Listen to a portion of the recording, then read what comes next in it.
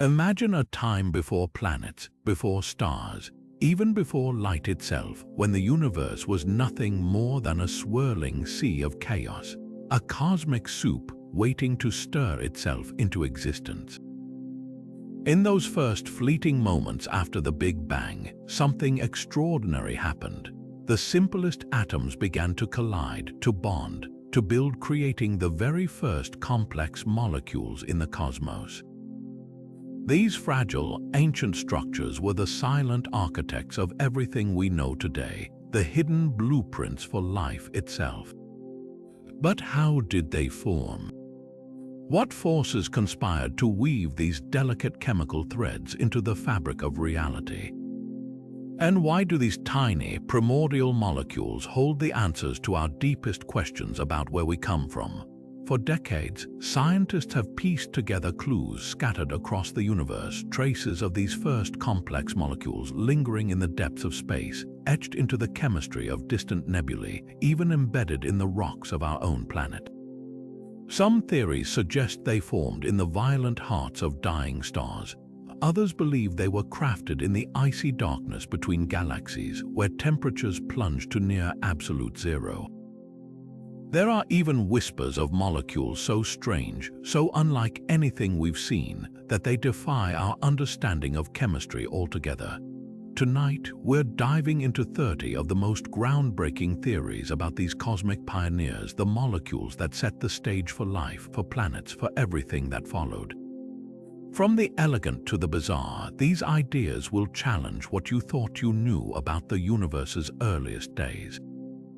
Could they hold the key to life's origins, or might they reveal something even more profound, a hidden layer of reality we've barely begun to uncover?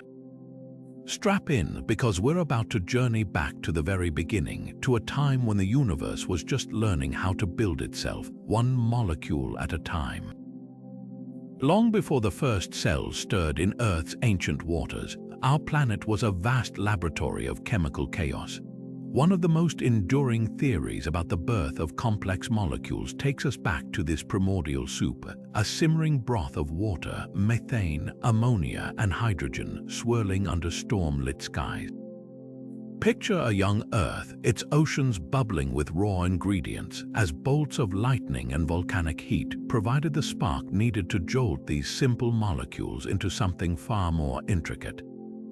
This idea, known as the primordial soup hypothesis, was put to the test in a landmark experiment back in 1953. Scientists Stanley Miller and Miller-Urey recreated these early conditions in glass flasks, filling them with the same gases believed to blanket the young planet. Then they sent electric currents crackling through the mix, mimicking the fury of ancient lightning storms. Within days, something astonishing happened. The once simple molecules began combining, forming amino acids, the very building blocks of proteins and life itself. It was as if they'd glimpsed the universe's recipe for complexity, written in flashes of energy and swirling chemistry. But while the Miller-Urey experiment became a cornerstone of origins research, the primordial soup hypothesis isn't without its mysteries. For one, Earth's early atmosphere may have been less methane-rich than the experiment assumed, altering the chemical reactions. Others argue that deep-sea hydrothermal vents, not surface lightning, could have been the true kitchens where these molecules first simmered. And then there's the puzzle of handedness, why life prefers left-handed amino acids over their mirror image counterparts, a quirk the soup alone can't explain. Still, the elegance of this theory lingers. It paints a vivid picture of a planet transformed by chance and necessity, where random collisions and energy surges conspired to weave the first threads of complexity. Whether in tidal pools bathed in ultraviolet light or near volcanic fissures spewing heat, the primordial soup reminds us that life's ingredients might have been cooked up in the unlikeliest of places. A reminder that even in chaos, the universe finds a way to build. While the primordial soup theory paints a vibrant picture of life's origins in lightning-struck pools, there's another stage where chemistry might have taken its first bow, one shrouded in crushing darkness and scalding heat. Far beneath the waves of early Earth, where sunlight never reached, hydrothermal vents spewed mineral-rich plumes into the frigid ocean depths. These towering underwater chimneys, crackling with geothermal energy, could have been the universe's first high-pressure chemistry labs. The hydrothermal vent theory suggests something radical. That complexity didn't just form in warm, sunlit ponds, but in the extreme gradients between blistering vent fluids and icy seawater. Picture a labyrinth of porous rock, honeycombed with microscopic chambers. Here, superheated water packed with dissolved metals and sulfur compounds gushed upward, colliding with cooler ocean currents. This created natural reaction chambers where temperature differences acted like molecular engines, forcing simple molecules to link into chains. Iron and nickel in the vent walls may have served as catalysts, accelerating reactions that would otherwise take eons. What makes this idea so compelling? Look no further than the extremophiles, tiny, tenacious organisms thriving near modern vents under conditions that would obliterate most life. These microbes don't just survive in the vent's toxic brew. They feast on it, converting sulfur and methane into energy through chemical pathways eerily similar to those predicted in early Earth's vents. Their existence hints that the leap from chemistry to biology might not have needed gentle tides or sunlight, but the raw, churning energy of the deep. Yet mysteries linger. While vents excel at producing small organic molecules, some argue they lack the concentrated ingredients needed to build larger, life-critical compounds like RNA. Others point to the vents' instability, their tendency to destroy molecules as quickly as they create them. But perhaps that's the point. Maybe life didn't emerge despite the chaos, but because of it, in a relentless cycle of creation and destruction that, by sheer chance, stumbled upon persistence. The vent theory forces us to reconsider where life might be hiding, even beyond Earth. If complexity can arise in such alien conditions, then Jupiter's moon Europa or Saturn's Enceladus, with their subsurface oceans and suspected hydrothermal activity, might not be so barren after all. It's a humbling thought that life's first whispers could have begun not under an open sky, but in the eternal midnight of the abyss, where heat and chemistry danced in perfect, improbable balance. What if Earth wasn't the birthplace of life's ingredients, but merely the delivery address? This is the bold claim at the heart of Panspermia, the idea that the universe's first complex molecules hitched rides on comets and meteorites, seeding our planet with the raw materials for life. It's a cosmic twist on the origin story, one where life's blueprints didn't form here at all, but were instead shipped in from the depths of space. The evidence for this interstellar courier service is more compelling than you might think. In 1969, a meteorite shattered over the Australian town of Murchison, scattering fragments loaded with over 90 different amino acids, many of which are identical to those found in living organisms. Even more striking, some of these molecules displayed the same left-handed asymmetry that life on Earth favors, a peculiar detail that suggests they weren't just random byproducts of chemistry, but participants in a much larger universal pattern. But how could fragile organic compounds survive the brutal journey through space? Recent experiments have shown that certain molecules, encased in ice or protected within the porous interiors of asteroids, can endure extreme radiation and temperature swings. Some microbes, like the famously hardy tardigrades, have even been revived after years exposed to the vacuum of space, proof that life's building blocks might be far tougher than we ever imagined. The implications ripple outward. If Panspermia is correct, then life's ingredients could be scattered across the galaxy, riding solar winds or buried in the icy crusts of distant moons.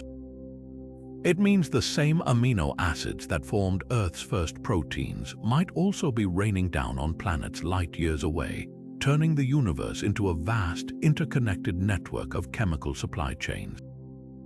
Yet puzzles remain. While Panspermia explains how molecules arrived, it doesn't solve the mystery of how they first assembled into complexity. Did these space rocks merely deliver the groceries, or were they pre-loaded with something closer to a half-baked meal? And if life's ingredients are so widespread, why haven't we found clearer signs of it beyond Earth? Either way, the theory forces us to look upward, to comets streaking through the void, to asteroids drifting between stars, and wonder if we're all, in some way, citizens of a much larger cosmic neighborhood. Deep in the vast emptiness between stars, where temperatures hover just above absolute zero and molecules are spread thinner than smoke, something remarkable was happening on a microscopic scale. Tiny specks of cosmic dust no thicker than a virus were silently rewriting the rules of chemistry. These interstellar grains, made of silicates or carbon, may seem insignificant, but their porous, craggy surfaces acted like nature's perfect nanolabs, transforming the sparse atoms drifting through space into something far more complex. Picture these dust particles as cosmic sponges, their surfaces pitted with countless microscopic nooks and crannies. As simple molecules like hydrogen, carbon monoxide, and water ice bumped into them, they didn't just bounce away, they stuck. Trapped in these tiny wells, molecules that would normally drift past each other in the void suddenly found themselves pressed together, forced into close proximity by the dust's intricate architecture. Here, in these minuscule pockets, the universe's first complex molecules might have taken shape, shielded from harsh radiation, and given the one thing space rarely offers: time. But the real magic came from the dust's secret ingredient, its catalytic power. Certain minerals in these grains, like olivine or graphite, could absorb energy from starlight or cosmic rays and use it to break molecular bonds, allowing new ones to form.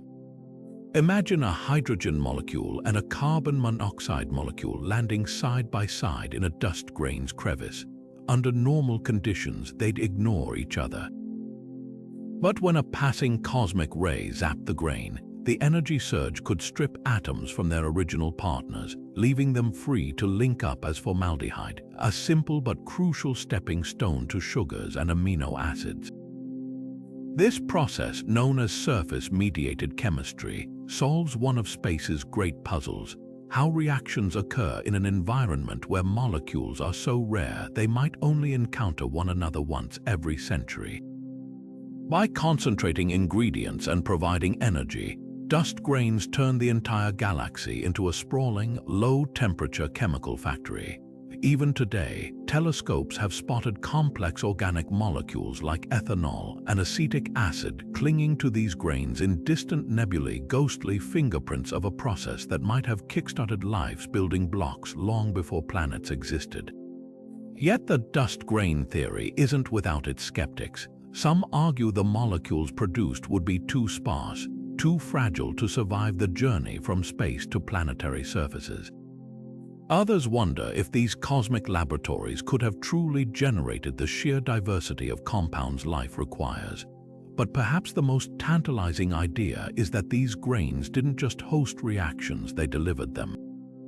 When young solar systems formed, these dust particles clumped together into asteroids and comets, potentially ferrying their molecular cargo straight to the surfaces of newborn worlds. In the end, cosmic dust reminds us that complexity doesn't always need vast, dramatic settings. Sometimes the universe works its grandest miracles on the smallest possible stage, in the quiet, unseen corners where atoms meet, and chemistry whispers its first fragile secrets. Now picture this: ancient shorelines not of golden sand, but of pitch-black radioactive ores, their faint glow humming with enough energy to rewrite chemistry itself. This is the radioactive beach hypothesis, a theory proposing that Earth's first complex molecules might have been forged not by lightning or vents, but by the steady, relentless decay of elements like uranium and thorium along primordial coasts. Imagine the scene 4 billion years ago. Tides ebbed and flowed over beaches littered with monazite and uraninite, minerals packed with unstable atoms. As these elements decayed, they fired off invisible bullets of radiation, alpha particles, beta rays, and gamma waves, bombarding the surrounding water and organic molecules with a constant drizzle of energy. Unlike the violent bursts of lightning or the churning chaos of hydrothermal vents, this process was slow, methodical, almost rhythmic, and that's what made it so powerful. Here's how it could have worked. When radiation tore through water molecules, it ripped them apart, creating free radicals, highly reactive fragments desperate to bond with anything nearby. These radicals acted like chemical matchmakers, forcing simple compounds like hydrogen, cyanide, or formaldehyde to link up into more complex chains. Meanwhile, the radioactive minerals themselves might have served as scaffolds, their crystalline structures offering perfect niches where molecules could align and react with precision. The real brilliance of this theory lies in its timing. Tidal zones would have provided a natural cycle, wet periods for molecules to mix and react as waves washed over the minerals, followed by dry phases where newly formed compounds could concentrate under the sun. And the radiation, it never stopped. Even at night, even in storms, the decay continued, turning these beaches into round-the-clock chemical reactors. Evidence for this idea comes from some surprising places. Modern researchers have recreated these conditions in labs, exposing simple organic soups to radiation levels matching those ancient shores. The results: amino acids, sugars, even the basic components of RNA, all forming reliably under the simulated glow. Even more compelling, certain bacteria found today thrive in uranium-rich environments, using the mineral's radiation not as a threat but as an energy source. Could their ancestors have been witnesses to this atomic alchemy? But skeptics raise valid concerns. Wouldn't intense radiation also destroy the very molecules it helped create? Surprisingly, the math checks out. In tidal zones, newly formed compounds could wash away from the most intense hotspots before breaking down, preserving them in nearby pools. Others question whether enough radioactive material existed on early Earth's surface to make a difference, but geological records show that before oxygen rusted away these minerals, they were far more widespread than today. The radioactive beach hypothesis forces us to reconsider what we think of as life-friendly environments. It suggests that the very thing we now shield ourselves from radiation might have been the quiet architect of complexity, its invisible fingers patiently assembling the pieces of life in the intertidal zone. And if that's true, it raises a thrilling possibility. That worlds we'd write off as too radioactive for life might in fact be the perfect cradles for chemistry's greatest tricks. In the end, this theory paints a hauntingly beautiful picture, a shoreline where the tides of chemistry and physics met, not under the fury of a storm, but in the persistent whisper of atoms falling apart, each decay a tiny stroke in the universe's masterpiece. Imagine the sheer force of an erupting volcano, molten rock blasting skyward, ash plumes towering miles high, and amidst this fury, something unexpected: lightning. Not just one or two bolts, but hundreds, sometimes thousands, crackling through the volcanic chaos like nature's own particle accelerator. This phenomenon, known as volcanic lightning, might have been one of the universe's most dramatic chemistry sets, forging complex molecules in the heart of destruction. Here's how it works. When a volcano erupts, it doesn't just spew lava, it catapults countless tiny particles of rock, glass, and ash into the atmosphere. These particles collide violently, stripping electrons from one another in a process called triboelectrification. The result, a massive buildup of static charge, discharging in spectacular lightning bolts hotter than the surface of the sun. But what makes these bolts special isn't just their power, it's their ingredients. Volcanic plumes are packed with gases like water vapor, carbon dioxide, sulfur dioxide, and even traces of methane and ammonia. When lightning tears through this toxic mix, the energy acts like a molecular blender, breaking stubborn bonds and forcing atoms to recombine into more complex arrangements. Recent studies have uncovered something astonishing. Modern volcanic eruptions produce organic compounds like formaldehyde and hydrogen cyanide in their ash clouds, molecules that are fundamental to life's building blocks. In 2016, scientists analyzing the eruption of Alaska's Mount Redoubt found these precise chemicals forming in real time within the lightning-riddled plume. It's as if volcanoes, long seen as symbols of pure destruction, were secretly running a cosmic chemistry lab in their darkest moments, but the implications go deeper. Early Earth was far more volcanically active than today, with eruptions happening orders of magnitude more frequently. Picture a planet where volcanic lightning wasn't a rarity, but a constant backdrop, a relentless storm of energy and chemistry playing out across the globe. Each bolt could have been a tiny factory, churning out batches of probiotic molecules that rained down into oceans or collected on land. And unlike lightning from storms, volcanic bolts carry an extra advantage. Their plumes reach high into the atmosphere, where ultraviolet light and cosmic rays could further process the newly formed compounds, adding even more complexity. Critics point out that volcanic environments are harsh, acidic, scorching, and prone to destroying delicate organics as quickly as they're made. Yet the same could be said of hydrothermal vents or radioactive beaches. Life has a knack for emerging in chaos, and volcanic lightning offers something unique, a mechanism that's both widespread and incredibly efficient. It's not hard to imagine these fiery storms as nature's way of stirring the pot, distributing life's ingredients across the planet in great ashy waves. The next time you see footage of a volcano erupting, look closer. Those lightning bolts aren't just spectacle, they might be echoes of a process that, billions of years ago, helped turn simple elements into the foundations of everything we know. In the grand tapestry of theories about life's origins, volcanic lightning stands out as a reminder that sometimes creation doesn't come from gentle processes, but from the universe's most violent and magnificent forces. The frozen voids of space might seem like the last place you'd expect chemistry to thrive, but ice, far from being inert, could have been the universe's perfect freezer, preserving and transforming simple molecules into complexity. Picture a comet drifting through the cosmos, its surface a patchwork of water ice, ammonia, and methane, all bathed in the faint glow of starlight. These cosmic ice cubes, some of the coldest objects in existence, might have served as unlikely labs where the first complex molecules took shape, shielded from the chaos of hotter environments. Here's why ice changes everything. When molecules are trapped in ice, they don't just freeze in place, they get organized. Ice's crystalline structure forces molecules into precise arrangements, almost like a molecular scale scaffolding. This alignment makes it easier for reactions to occur, even at temperatures close to absolute zero. Add to this the constant drizzle of ultraviolet light from nearby stars, and something remarkable happens. UV photons carry enough energy to break bonds in simple molecules like water or methane, but not so much that they obliterate everything.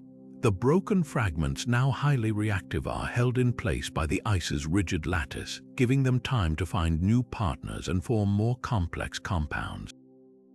Lab experiments have proven this process works. In simulated space conditions, scientists have zapped icy mixtures with UV light and watched as molecules like glycine, the simplest amino acid, emerged from what was once just frozen water and ammonia. Even more surprising, some of these reactions produce molecules with the same quirks we see in life, like a preference for left-handed amino acids. It's as if the universe, by the simple act of freezing and shining light, nudged chemistry toward complexity in a way that feels eerily deliberate. But there's another twist. Ice isn't just a passive participant, it's dynamic.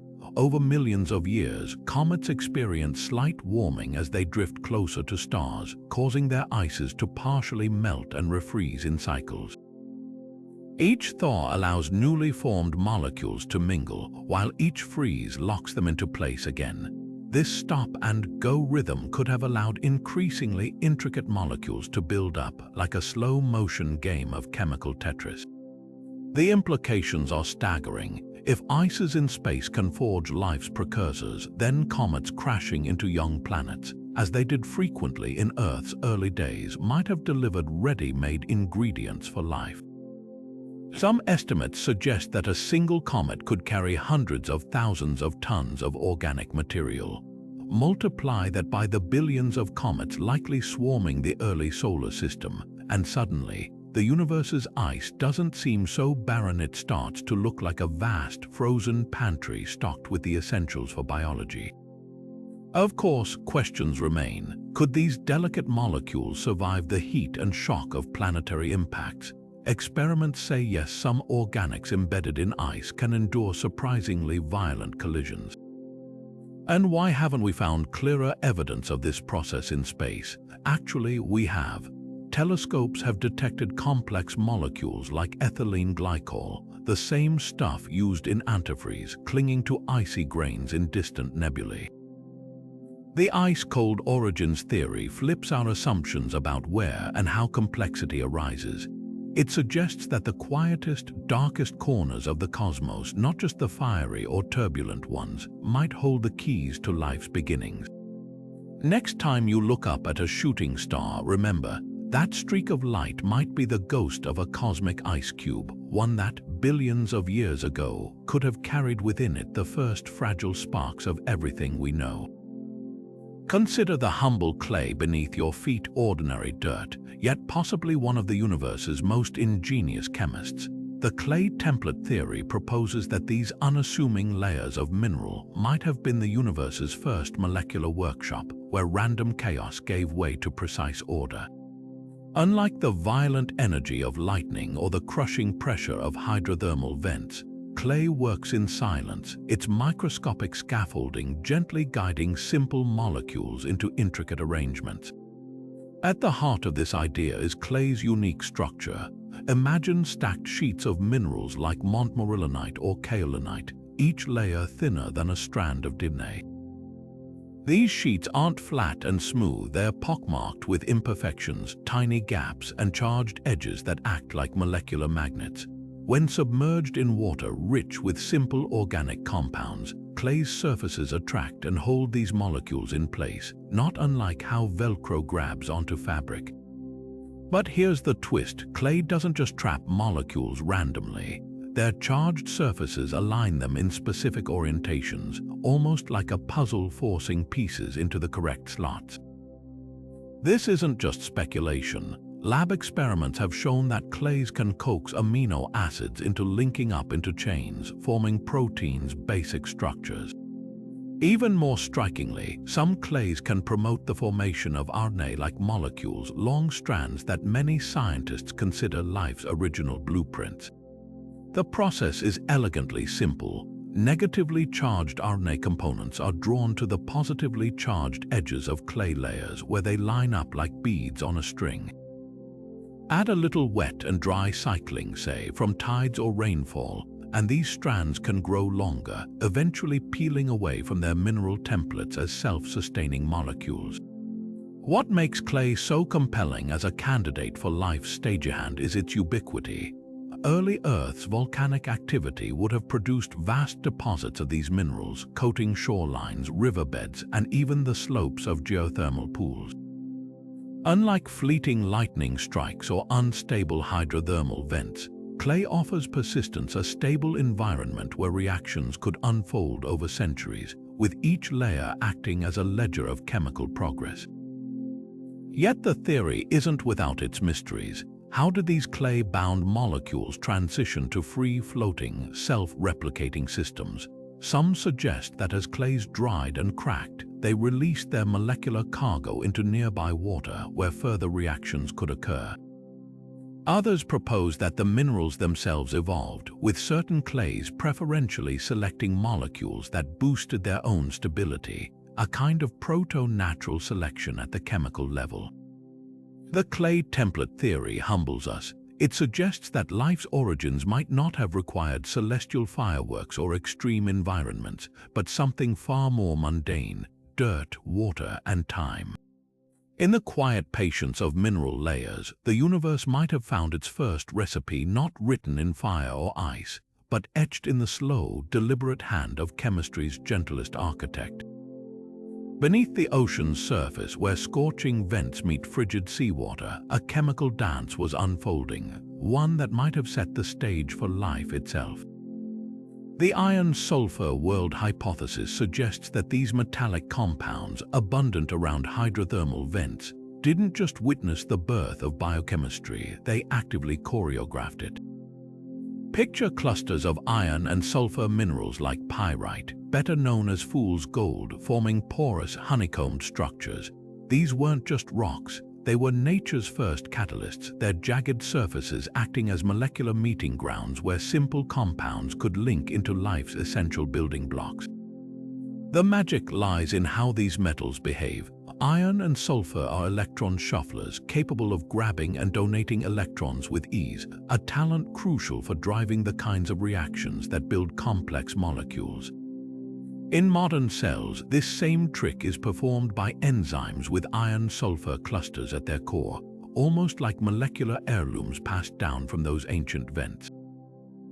Take ferredoxin, a protein found in everything from bacteria to humans, which uses an iron-sulfur cluster to help generate energy. It's as if life, even today, is echoing chemistry that began billions of years ago in the deep. But how might this have worked in practice? Imagine a vent's mineral surface pocked with microscopic nooks. Here, hydrogen sulfide from the vent fluid could react with dissolved iron, forming delicate lattice-like structures. These lattices, charged with energy from the vent's heat, might have attracted simple molecules like carbon monoxide or cyanide, holding them in place just long enough to forge bonds. Over time, these reactions could have built acetate, a molecule central to metabolism, or even nucleotides, the letters of life's genetic code. The theory gains weight from modern vent ecosystems, where microbes still rely on iron and sulfur for survival.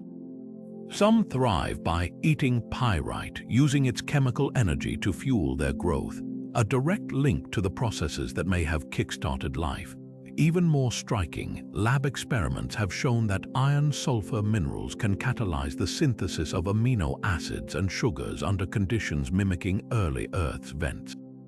Yet puzzles remain. Could these mineral-driven reactions have produced enough complexity to leap toward true biology? Some argue vents were too chaotic, their flows too turbulent to sustain the delicate chains of reactions needed. Others point out that while iron-sulfur chemistry excels at small molecules, assembling larger ones like proteins or RNA might have required additional mechanisms. But perhaps the most tantalizing clue comes from the universality of iron-sulfur enzymes across all life, a silent testament to their primordial role. The iron-sulfur world doesn't just offer a location for life's origins. It provides a plausible chemical pathway from geology to biology. It suggests that the transition from rock to life wasn't a miracle, but an inevitability given the right metals, the right conditions, and the patient persistence of chemistry working across millennia. In the end, this theory reminds us that life's foundations might be written not just in carbon, but in the quiet, metallic whispers of iron and sulfur, atoms that first learned their dance in the deep. Electric sparks crackling through early Earth's atmosphere might have done more than light up the sky. They could have jump-started the chemical symphony of life itself. While we've touched on lightning's role in the primordial soup, the electric spark synthesis theory digs deeper, revealing how all kinds of atmospheric discharges, from silent corona discharges to crackling static sparks, may have acted as nature's molecular forges. Picture Earth 4 billion years ago, its skies teeming with volcanic ash, swirling dust, and turbulent gas clouds. In this chaotic mix, electricity didn't just manifest in dramatic lightning bolts. Smaller, more frequent sparks would have zapped between particles across misty waterfalls, even along the edges of crashing ocean waves. These miniature discharges pack a surprising punch. Their fleeting bursts of energy can break apart stubborn molecules like nitrogen and carbon dioxide, creating a soup of reactive fragments desperate to recombine. Laboratory experiments have brought this process to life. In the 1950s, scientists sent controlled sparks through flasks filled with gases mimicking early Earth's atmosphere: water vapor, methane, ammonia, and hydrogen. Within days, the spark discharge apparatus produced something astonishing: amino acids, the very building blocks of proteins. Even more telling, later experiments found that subtle variations, like changing the spark's duration or the gas mixture, could produce different organic compounds, from sugars to nucleotide bases. It's as if the atmosphere had a built-in tuning knob, capable of selecting which molecules it crafted based on minor shifts in conditions. But here's where it gets fascinating. Modern research shows that not all sparks are created equal. While lightning bolts generate intense but localized energy, weaker discharges like those from waterfalls or geysers might have offered something more valuable: sustained, gentle catalysis. Imagine a misty volcanic plateau where countless tiny sparks flicker between falling water droplets, each one adding another stitch to the tapestry of complexity without obliterating the delicate molecules being formed. This could explain how fragile compounds survived long enough to accumulate in meaningful quantities. The electric spark theory also solves a geographic puzzle. Unlike hydrothermal vents or radioactive beaches, atmospheric discharges would have occurred everywhere, from mountaintops to coastlines, distributing life's ingredients across the entire planet. And because sparks can form in diverse gas mixtures, the same process might have worked even as Earth's atmosphere evolved from methane-rich to nitrogen-dominated, making it a robust, adaptable mechanism. Yet mysteries linger. Why do some spark experiments produce molecules found in life, while others generate unrelated compounds? The answer might lie in trace elements.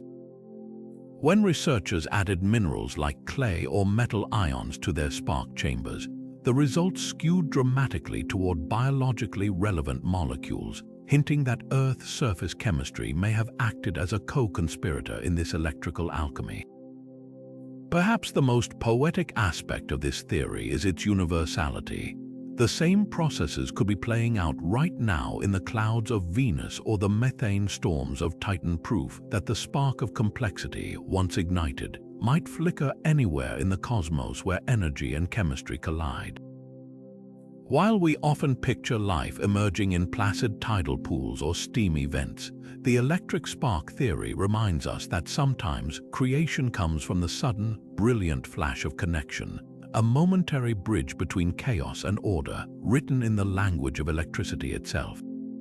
Beneath our feet, where the weight of entire continents presses down, lies a world of unimaginable forces, a place where chemistry behaves in ways that defy surface logic. The deep Earth pressure cooker theory proposes that life's first complex molecules might have been squeezed into existence under these crushing conditions, forged not in the open air or shallow waters, but in the suffocating darkness of the planet's very bones.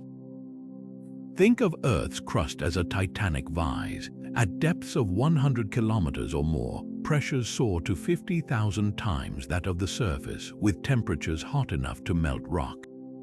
Yet in this inferno, certain pockets remain cool enough for chemistry to unfold, a paradoxical realm where molecules, trapped in microscopic cages of mineral, are forced together with such violence that they surrender their individuality, merging into something new.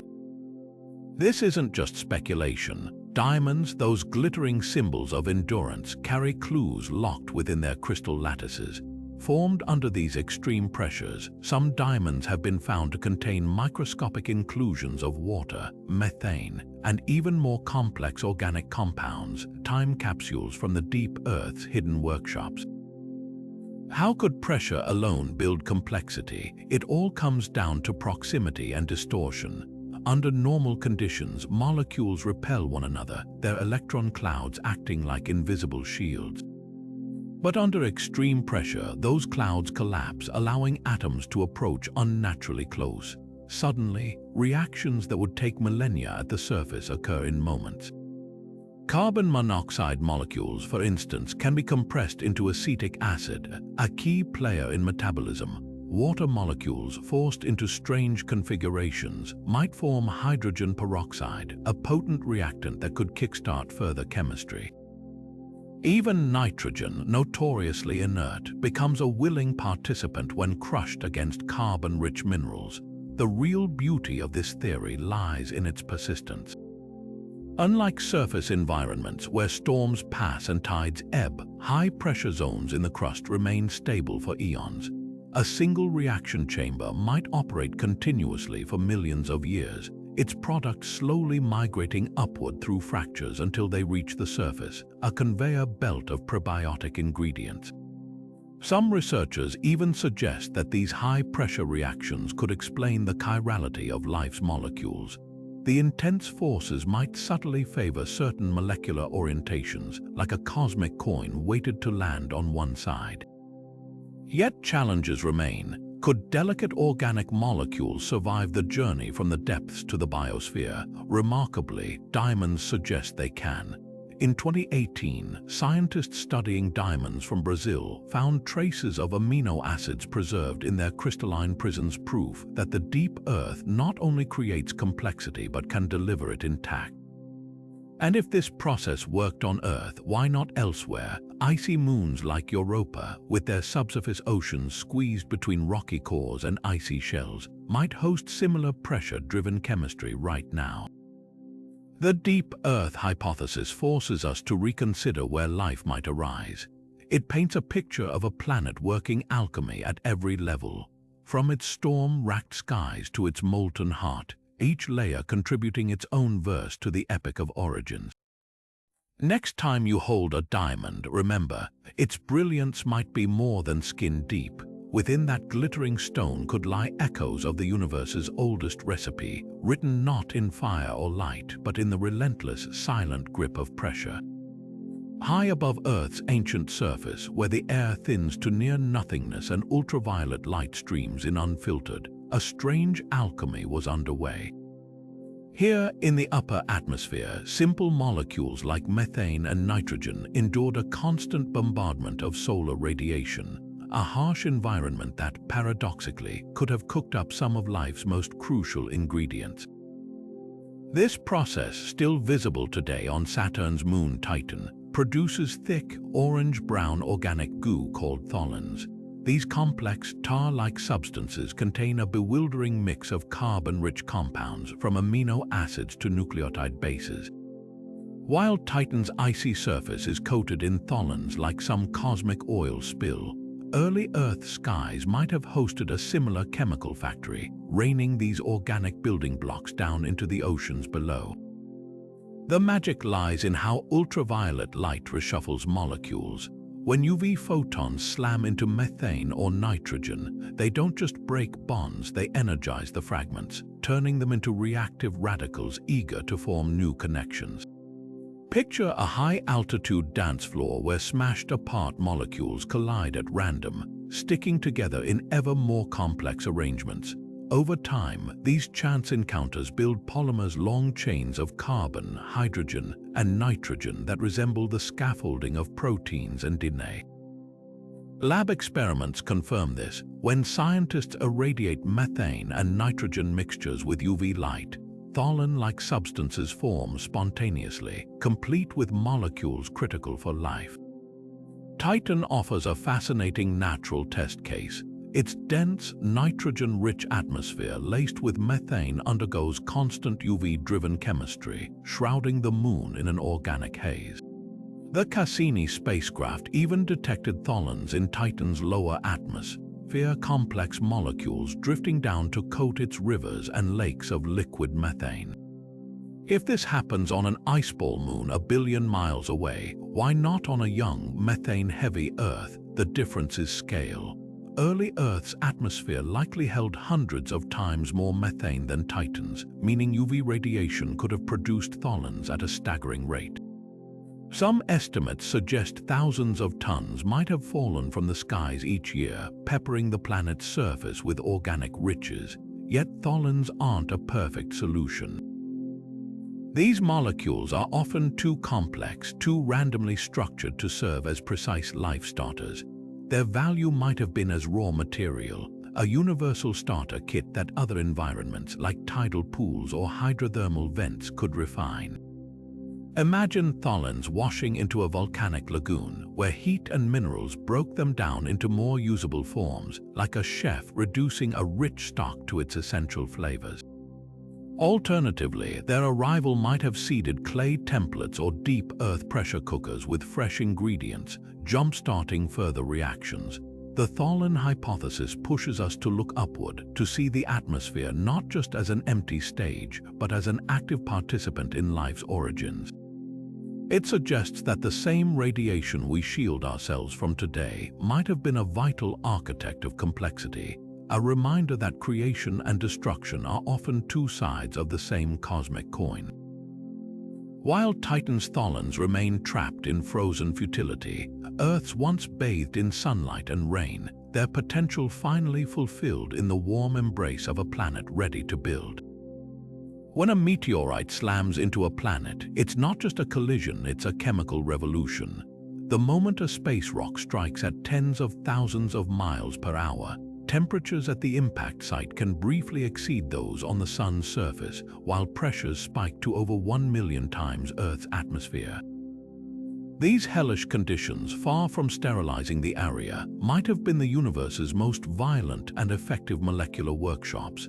Take the Sudbury Basin in Canada, an ancient impact crater over 1.5 billion years old.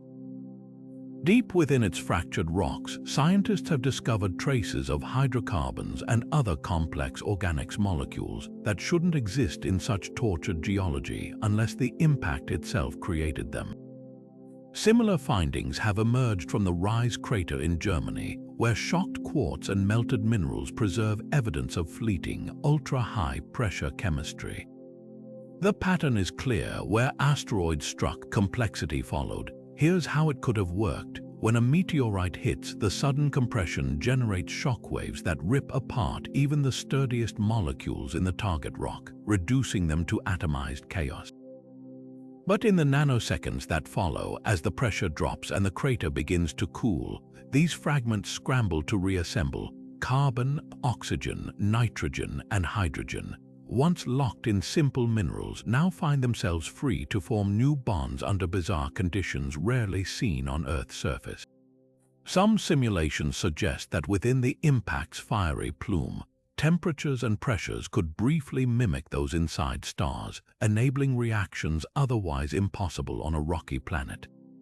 But the real magic happens at the edges. While the crater's epicenter becomes a molten wasteland, the surrounding regions experience subtler effects enough to shock minerals without vaporizing them. Picture groundwater superheated by the impact, circulating through fractured bedrock like a natural pressure cooker. In this Goldilocks zone, simple molecules like formamide, a compound detected in modern impact experiments, could transform into nucleobases, the informational backbone of RNA and DNA. Lab tests prove this isn't fantasy. When researchers fire tiny projectiles at speeds mimicking meteorite impacts into mixtures of water, ammonia, and carbon, materials common on early Earth, the resulting chemical soups consistently contain amino acids and sugars. Even more telling, certain metal-rich meteorites carry preformed organic compounds like polycyclic aromatic hydrocarbons. When these space rocks fragmented in Earth's atmosphere or struck the surface, they didn't just deliver organics, they became chemical reactors, their metallic cores catalyzing further reactions in the impact's aftermath. The implications are staggering. Early Earth endured a period called the Late Heavy Bombardment, where asteroid strikes were hundreds of times more frequent than today. Each impact could have been a localized factory, churning out batches of probiotic molecules that pooled in craters turned lakes or washed into coastal shallows.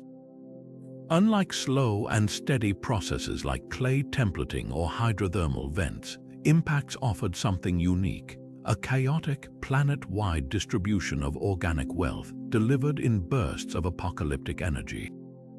Yet mysteries linger. Could delicate molecules survive the post-impact inferno?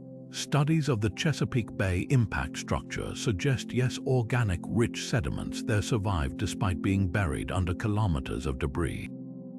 And if this process worked on Earth, why not Mars? the red planet's ancient lakes may have been seeded by similar impacts, raising the tantalizing possibility that life's ingredients are scattered wherever space rocks have fallen. The meteorite impact theory forces us to reconsider destruction's role in creation. Those fiery cataclysms we once thought erased life's chances might have been the very events that made life possible. Cosmic hammer blows forging chemistry's finest work on the anvil of a young planet.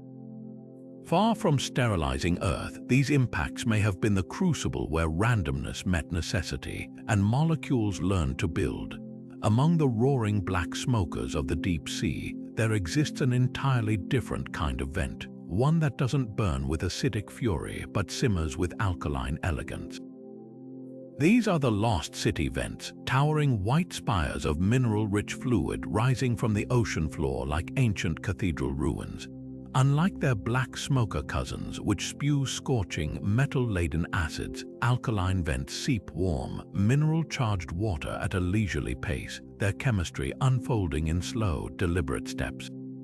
And this gentle rhythm might hold the key to life's earliest moments. At the heart of the alkaline vent theory lies a simple but profound idea: that life didn't emerge in the violent extremes of acidic vents, but in the subtle gradients of their alkaline counterparts. Picture a labyrinth of porous rock honeycombed with microscopic channels. Here, warm alkaline fluids rich in hydrogen and minerals meet the cooler, slightly acidic ocean water. This collision creates natural proton gradients, tiny differences in charge that modern cells still harness for energy. In fact, the way our mitochondria generate power today mirrors these ancient chemical imbalances almost exactly, as if biology never forgot its birthplace. What sets alkaline vents apart is their mineral scaffolding. The vent walls are made of serpentinite, a greenish rock that forms when seawater reacts with Earth's mantle. Serpentinite's structure is riddled with microscopic pores and catalytic metals like nickel and iron, perfect niches for trapping and concentrating organic molecules. Lab experiments have recreated these conditions, showing that such mineral pores can foster the formation of acetate, a molecule central to metabolism, and even simple amino acids. The vent's warmth provides energy without destruction, while their labyrinthine interiors protect fragile molecules from being washed away. Compare this to black smokers. Their superheated, acidic jets might seem like obvious candidates for life's origins, but there's a problem: they're too chaotic. The scorching fluids break down complex molecules almost as fast as they form, like a chef burning the soup they're trying to cook. Alkaline vents, by contrast, are the slow cookers of the deep, steady, stable, and just warm enough to encourage chemistry without obliterating it. Perhaps the most compelling clue comes from a molecule called ATP synthase, the universal power generator found in every living cell. This intricate nanomachine works like a rotary engine, spinning as protons flow through it, a mechanism eerily similar to the natural proton gradients alkaline vents produce. It's as if life co-opted the vent's energy blueprint and never looked back. Even the vent's mineral chimneys resemble the folded membranes of modern cells, suggesting geology might have handed biology its first architectural plans. But the theory isn't without skeptics. Some argue alkaline vents, while elegant, lack the chemical diversity needed to jumpstart full-fledged biology. Others point out that while they excel at producing small organics, building larger molecules like RNA remains a challenge. Yet every year, new discoveries add weight to the idea. In 2017, scientists found organic films coating the walls of lost cities' chimneys, strikingly similar to the fatty membranes that envelop cells. And in 2022, experiments showed that alkaline vent conditions can drive the synthesis of pyruvate, a cornerstone of cellular energy cycles. The alkaline vent theory reframes our search for life's origins.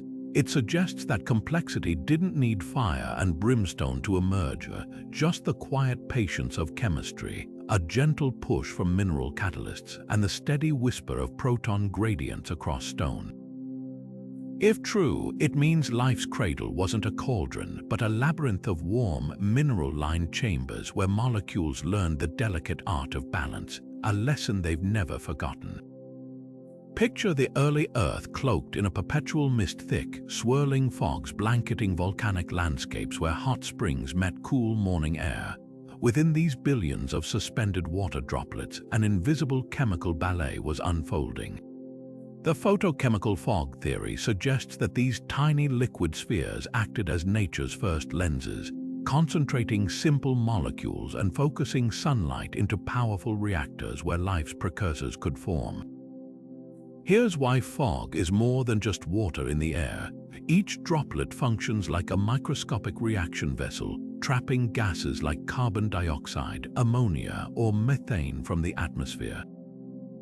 When sunlight penetrates the fog, its energy doesn't just dissipate, it gets amplified within each droplet, much like how a magnifying glass can focus light to start a fire.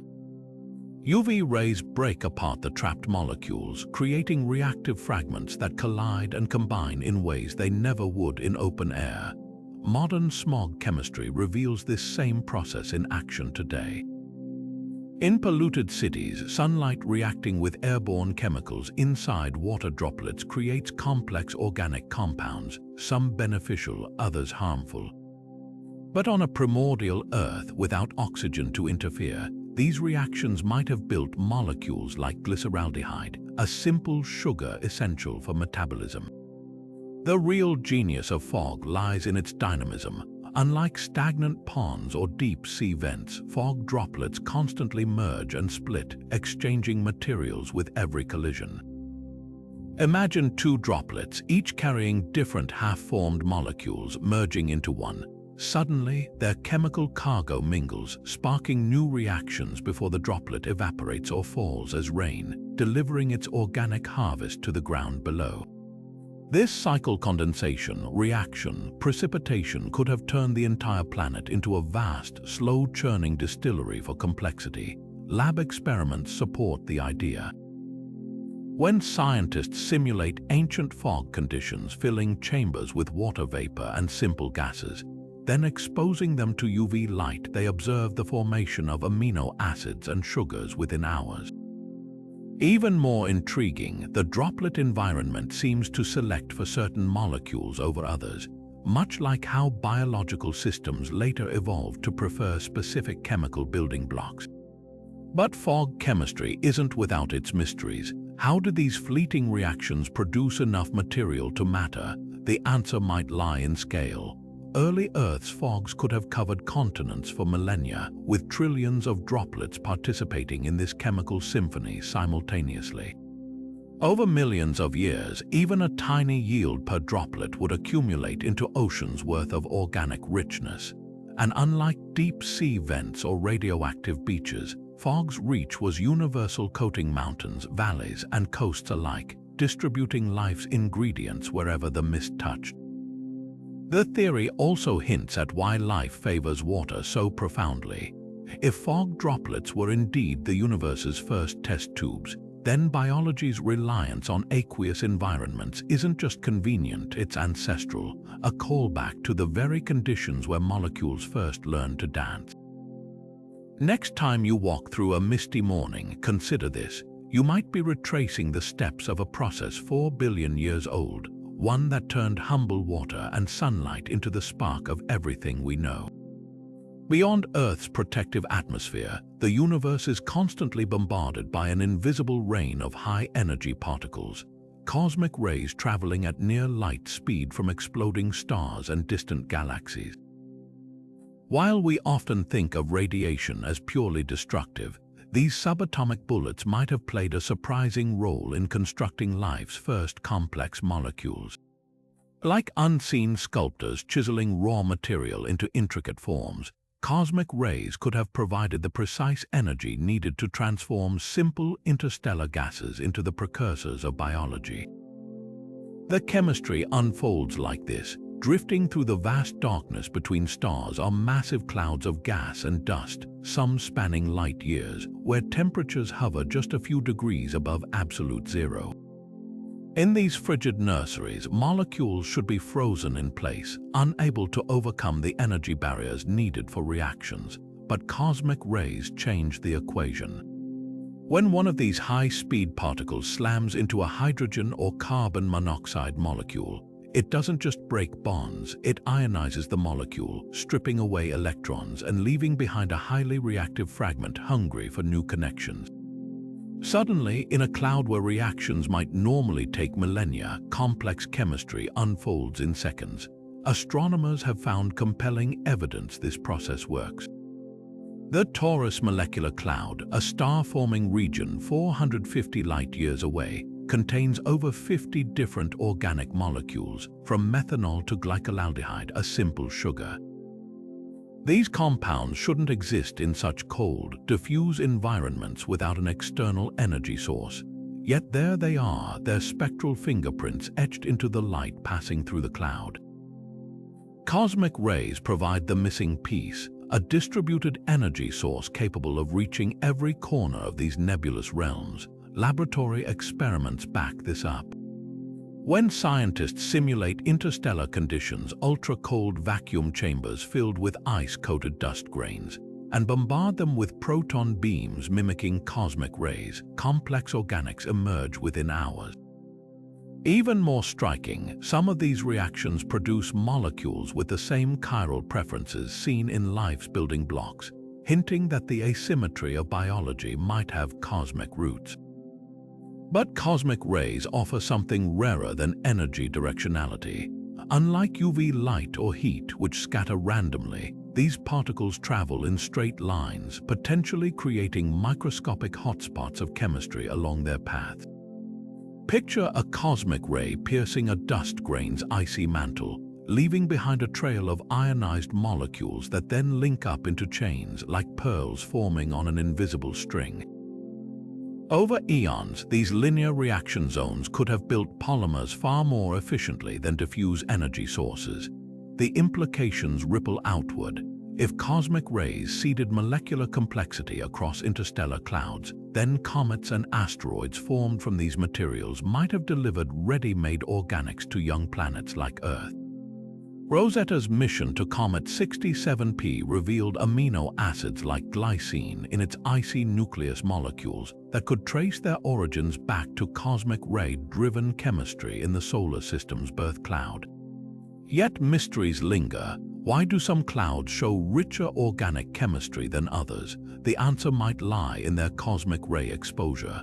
Denser clouds partially shield their interiors, creating chemical gradients where different reactions dominate at varying depths.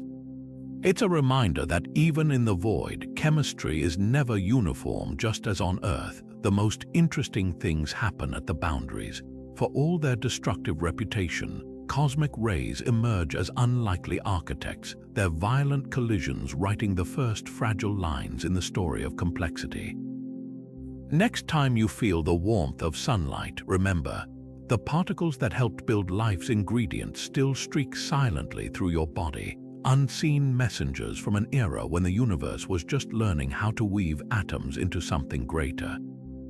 Among the steamy landscapes of early Earth, where volcanic heat met the cool touch of rain, geothermal pools may have offered the perfect rhythm for chemistry to dance, a constant pulsing between wet and dry that could have turned simple molecules into something far more intricate. The geothermal pool cycling theory suggests these natural laboratories didn't just provide heat or ingredients, but something even more valuable: time and repetition. Picture a shallow pool nestled near a volcanic vent, its waters rich with dissolved minerals and organic compounds. As the sun beat down or volcanic activity fluctuated, the pool would slowly evaporate, concentrating its chemical cargo into thicker, syrupy solutions. Then, with the next rain or groundwater seep, the cycle would reverse, diluting the mixture, allowing molecules to mingle anew before the next drying phase began. This relentless oscillation between wet and dry might seem mundane, but it could have been the universe's first rehearsal for life's most essential trick: replication. Lab experiments reveal why this cycle is so powerful. When researchers simulate these conditions alternating between hydrating and drying out mixtures of amino acids and nucleotides, something remarkable happens. During dry phases, molecules are forced into close contact, encouraging bonds to form. Sugars link up with phosphates, amino acids stitch into chains, and crucially, some RNA-like molecules begin to make crude copies of themselves. Then, when water returns, these newly formed compounds disperse, preventing them from becoming trapped in dead-end reactions. The process isn't just about building complexity, it's about refinement. Each cycle acts like a sieve, favoring molecules stable enough to survive dehydration yet flexible enough to participate in new reactions when rehydrated. Over thousands of iterations, this could have selected for the most efficient cooperative chemical systems, weeding out fragile or non-functional arrangements. The real genius of this system lies in its built-in error correction. Unlike static environments where flawed molecules might dominate by sheer persistence, wet-dry cycling constantly tests chemical systems, breaking apart unsuccessful assemblies while amplifying those that function best under both conditions. Modern cells still echo this ancient rhythm. Their internal environments carefully balance hydration and concentration, as if remembering their origins in those primordial pools. Even the way our DNA replicates relies on localized drying and rehydration at the molecular level, a ghost of those first geothermal cycles. But geothermal pools offer more than just cycling. Their mineral-rich waters could have provided catalysts, metals like zinc or manganese that speed up reactions, while their temperature gradients created microenvironments where different stages of chemistry could occur side by side. Imagine a single pool where hotter edges drove rapid bond formation, while cooler shallows allowed delicate structures to stabilize. Add in the occasional influx of fresh ingredients from rainfall or vent fluids, and these pools become dynamic crucibles, endlessly remixing their contents into novel configurations. Critics point out that while wet-dry cycles excel at creating short RNA-like strands, bridging the gap to true self-replicating systems remains a challenge. Yet recent breakthroughs show promise. In 2021, a team at the University of Munich demonstrated that under geothermal-like cycling, RNA strands not only grow longer but begin to exhibit enzyme-like behaviors, catalyzing reactions that benefit their own persistence. It's as if the pools weren't just building molecules, they were training them. The geothermal pool hypothesis paints a vivid picture of persistence and patience. It suggests that life's origins weren't a single eureka, a moment, but countless tiny steps, each cycle a turn of the chemical crank, inching the universe closer to something unprecedented. Next time you see a steaming hot spring or a rain-filled volcanic crater, consider this. Within those ordinary fluctuations of water and heat might lie the deepest memory of all the rhythm that taught molecules not just to exist but to endure. Phosphorus is life's silent architect, an element so crucial to biology that without it, DNA couldn't hold its shape, cells couldn't store energy, and bones wouldn't stand firm. Yet for all its importance, phosphorus posed a cosmic puzzle in life's origin story. On early Earth, most phosphorus was locked away in insoluble minerals, trapped in rocks where chemistry couldn't reach it. So how did this reclusive element break free to become a cornerstone of biology? The answer might lie in a rare metallic mineral called schreibersite, a space-borne gift that could have turned Earth's phosphorus famine into a feast.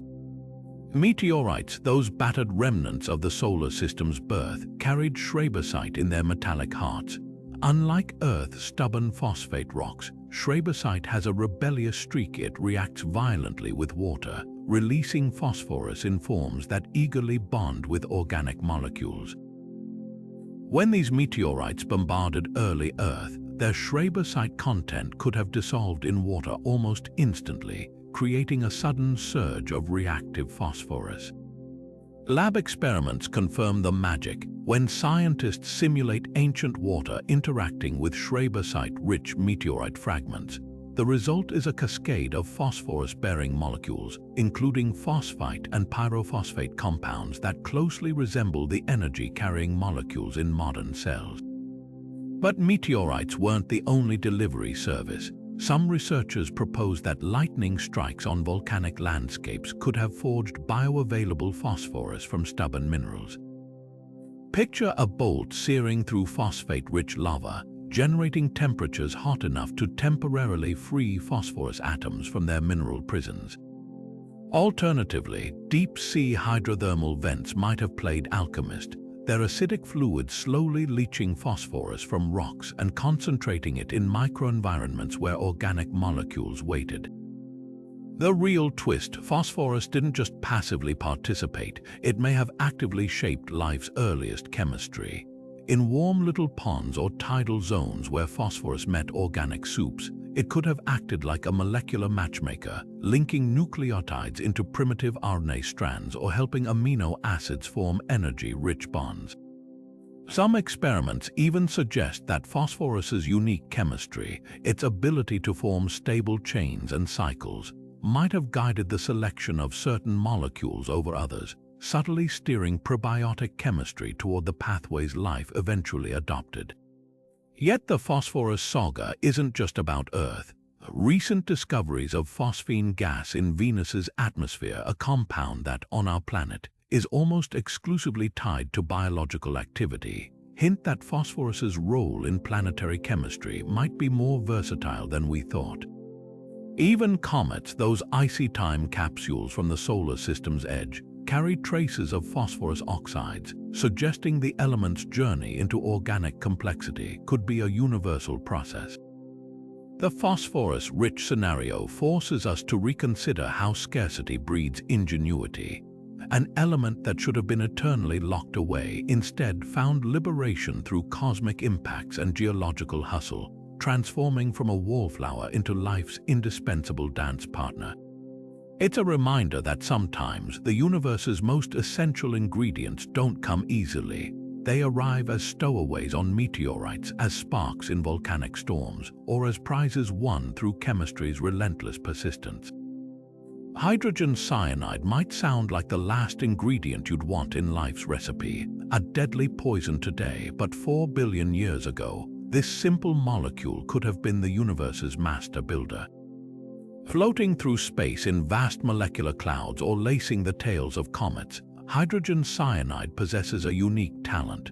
Under the right conditions, its molecules link together like cosmic Lego bricks, forming rings and chains that just happen to include some of life's most critical compounds. Among them, adenine, one of the 4 nucleobases that spell out our genetic code.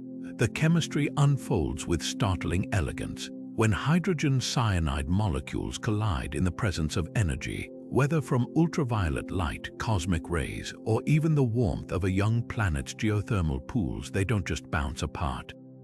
Instead, they snap together, forming dimers, then trimers, and eventually longer chains called polymers.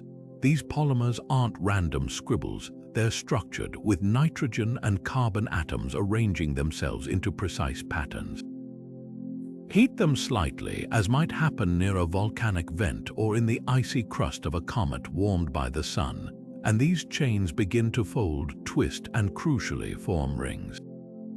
One of those rings is a 6-membered structure called adenine, the A in DNA's alphabet. Comets might have been the perfect delivery vessels for this process.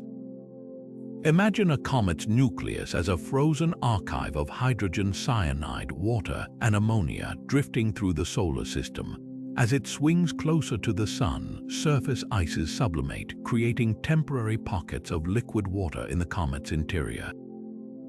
Here, dissolved hydrogen cyanide molecules could polymerize, their reactions fueled by the comet's own radioactive decay or cosmic ray bombardment. By the time that comet collided with early Earth, it wouldn't just be carrying raw ingredients, it might be delivering pre-made biological building blocks like adenine, ready to mix into the planet's primordial soup. Lab experiments back this up. In the 1960s, chemist Juan Oro demonstrated that concentrated hydrogen cyanide solutions, when warmed or exposed to UV light, produce adenine in measurable quantities. Later studies showed that even frozen hydrogen cyanide simulating comet conditions forms adenine when zapped with radiation. The yields aren't overwhelming, but over millions of years and across billions of comets, the numbers add up. Yet the hydrogen cyanide story doesn't end with adenine. Its polymers can also form other nucleobases, amino acids, and even the sugar ribose, essentially stocking the shelves with nearly everything needed to build RNA. It's as if the universe, through this one simple molecule, found a cheat code for complexity, a chemical pathway so versatile it could bootstrap an entire biochemistry. Skeptics point out that hydrogen cyanide is destructive in high concentrations, breaking down rather than building up, but this duality might be its strength. Like a cosmic sculptor chiseling away excess, hydrogen cyanide's destructive tendencies could have pruned inefficient molecules, leaving only the sturdiest structures to persist. After all, life didn't need every possible molecule, just the right ones in the right combinations. The next time you see a comet streaking across the night sky, consider this. Its icy heart might hold more than frozen water. It could carry echoes of a process that turned poison into possibility, proving once again that in chemistry, as in life, context is everything. What we shun today might have been the very spark that lit the flame of existence. Formamide might sound like an obscure chemical, but this simple liquid, just a blend of hydrogen, oxygen, carbon, and nitrogen, could have been the universe's multi-tool for building life's essential code. Picture a shallow pool nestled near a volcanic rift, its waters laced with formamide seeping up from geothermal depths. Under the relentless glare of the young sun or the sudden heat of a meteorite impact, this unassuming molecule begins to transform, its atoms reshuffling like a cosmic puzzle locking into place.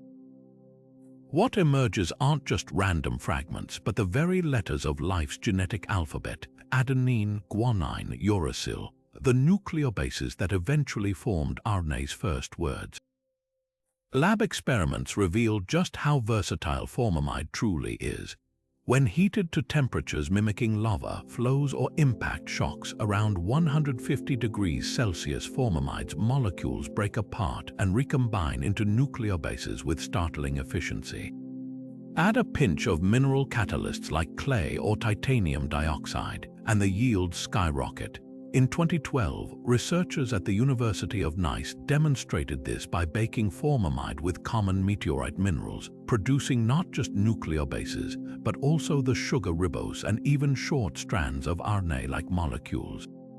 It's as if formamide carries within it a hidden blueprint waiting for the right spark to unfold. But why formamide? The answer lies in its structure, a compact package of atoms that, when energized, can unzip into precisely the fragments needed to build biology's most critical components.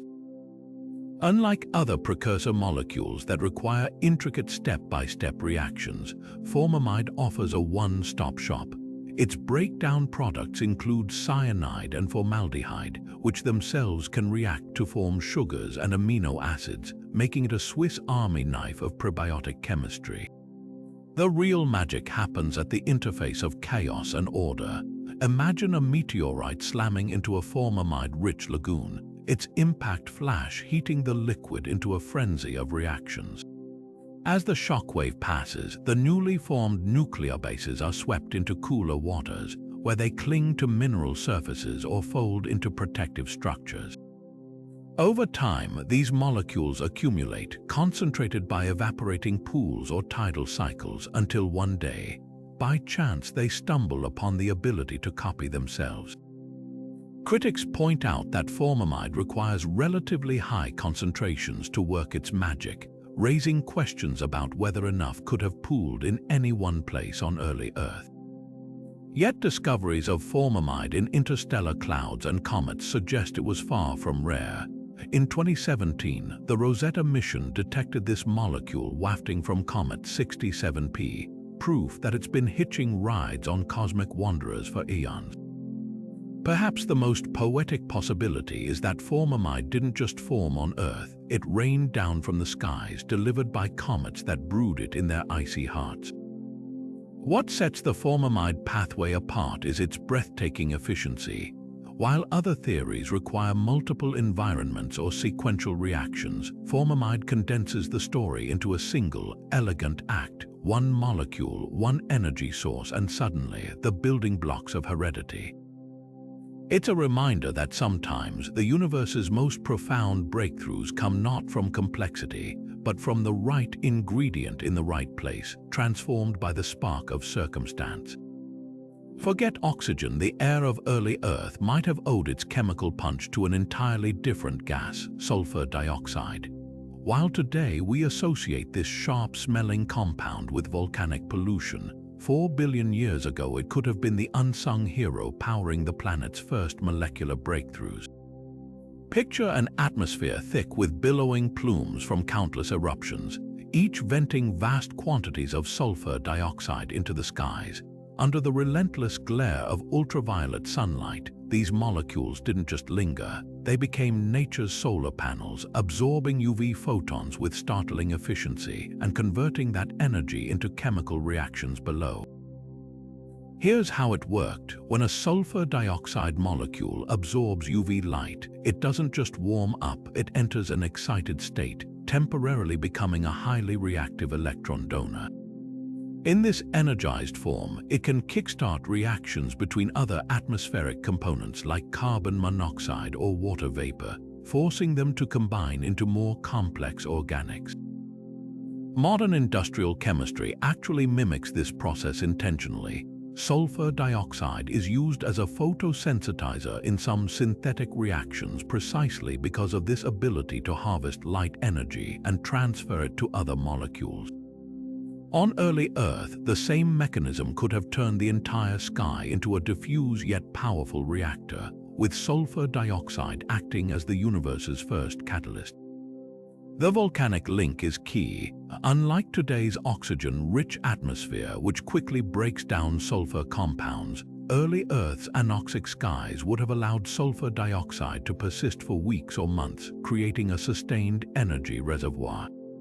Models of Archean volcanic outgassing suggest eruptions could have pumped 10 to 100 times more sulfur dioxide into the air than modern volcanoes, blanketing the planet in a UV-absorbing haze. This wouldn't just drive atmospheric chemistry, it would also shield the surface from the sun's most damaging radiation, paradoxically creating safer conditions for delicate organic molecules accumulating in shallow waters below. Lab experiments back the theory. When researchers fill reaction chambers with sulfur dioxide, water vapor, and carbon monoxide gases abundant in volcanic plumes, and expose them to UV light, the system produces carboxylic acids and even simple sugars within hours. Even more compelling, these reactions work best under intermittent conditions, like those near volcanic pools where geysers periodically inject fresh sulfur dioxide into the mix. It's as if the planet's geology and atmosphere were conspiring to create pulses of productivity, alternating between energy absorption and chemical synthesis. Critics argue that sulfur dioxide's reactivity could also destroy organics, creating a frustrating 2 steps forward, 1 step back scenario. Yet this very duality might explain life's resilience. By constantly testing molecules against destruction, the system could have favored the emergence of tougher, more stable compounds, an unintentional quality filter. Modern extremophiles thriving in volcanic acid lakes where sulfur compounds abound hint that biology eventually learned not just to endure these conditions but to harness them.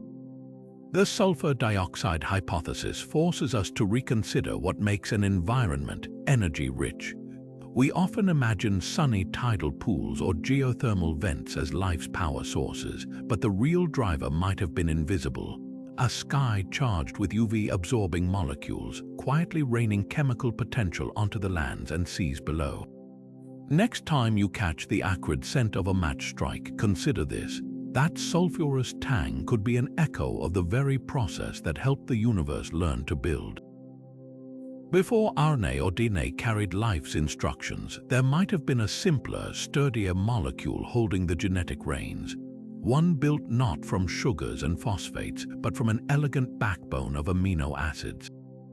These peptide nucleic acids, or PNA, represent a tantalizing what-if in the origins of life, stripping genetics down to its bare essentials.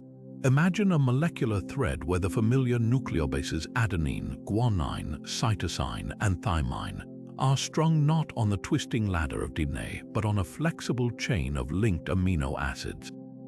This minimalist design gives PNAs a striking advantage in harsh environments where delicate RNA would crumble. They're nearly indestructible. In the turbulent conditions of early Earth, scorching geothermal pools, acidic oceans, or the relentless radiation of space, PNA's resilience would have been a game changer. Unlike RNA, which breaks down rapidly in heat or acidic conditions, PNA strands remain stable at temperatures exceeding 150 degrees Celsius and shrug off pH extremes that would unravel other molecules. Laboratory experiments reveal something even more remarkable. PNAs can spontaneously form under conditions mimicking volcanic or hydrothermal settings. When amino acids like glycine or alanine mingle with nucleobases in warm, mineral-rich solutions, they sometimes link into PNA-like structures without any outside help, a feat RNA struggles to achieve without enzymes. But stability alone doesn't explain PNA's appeal.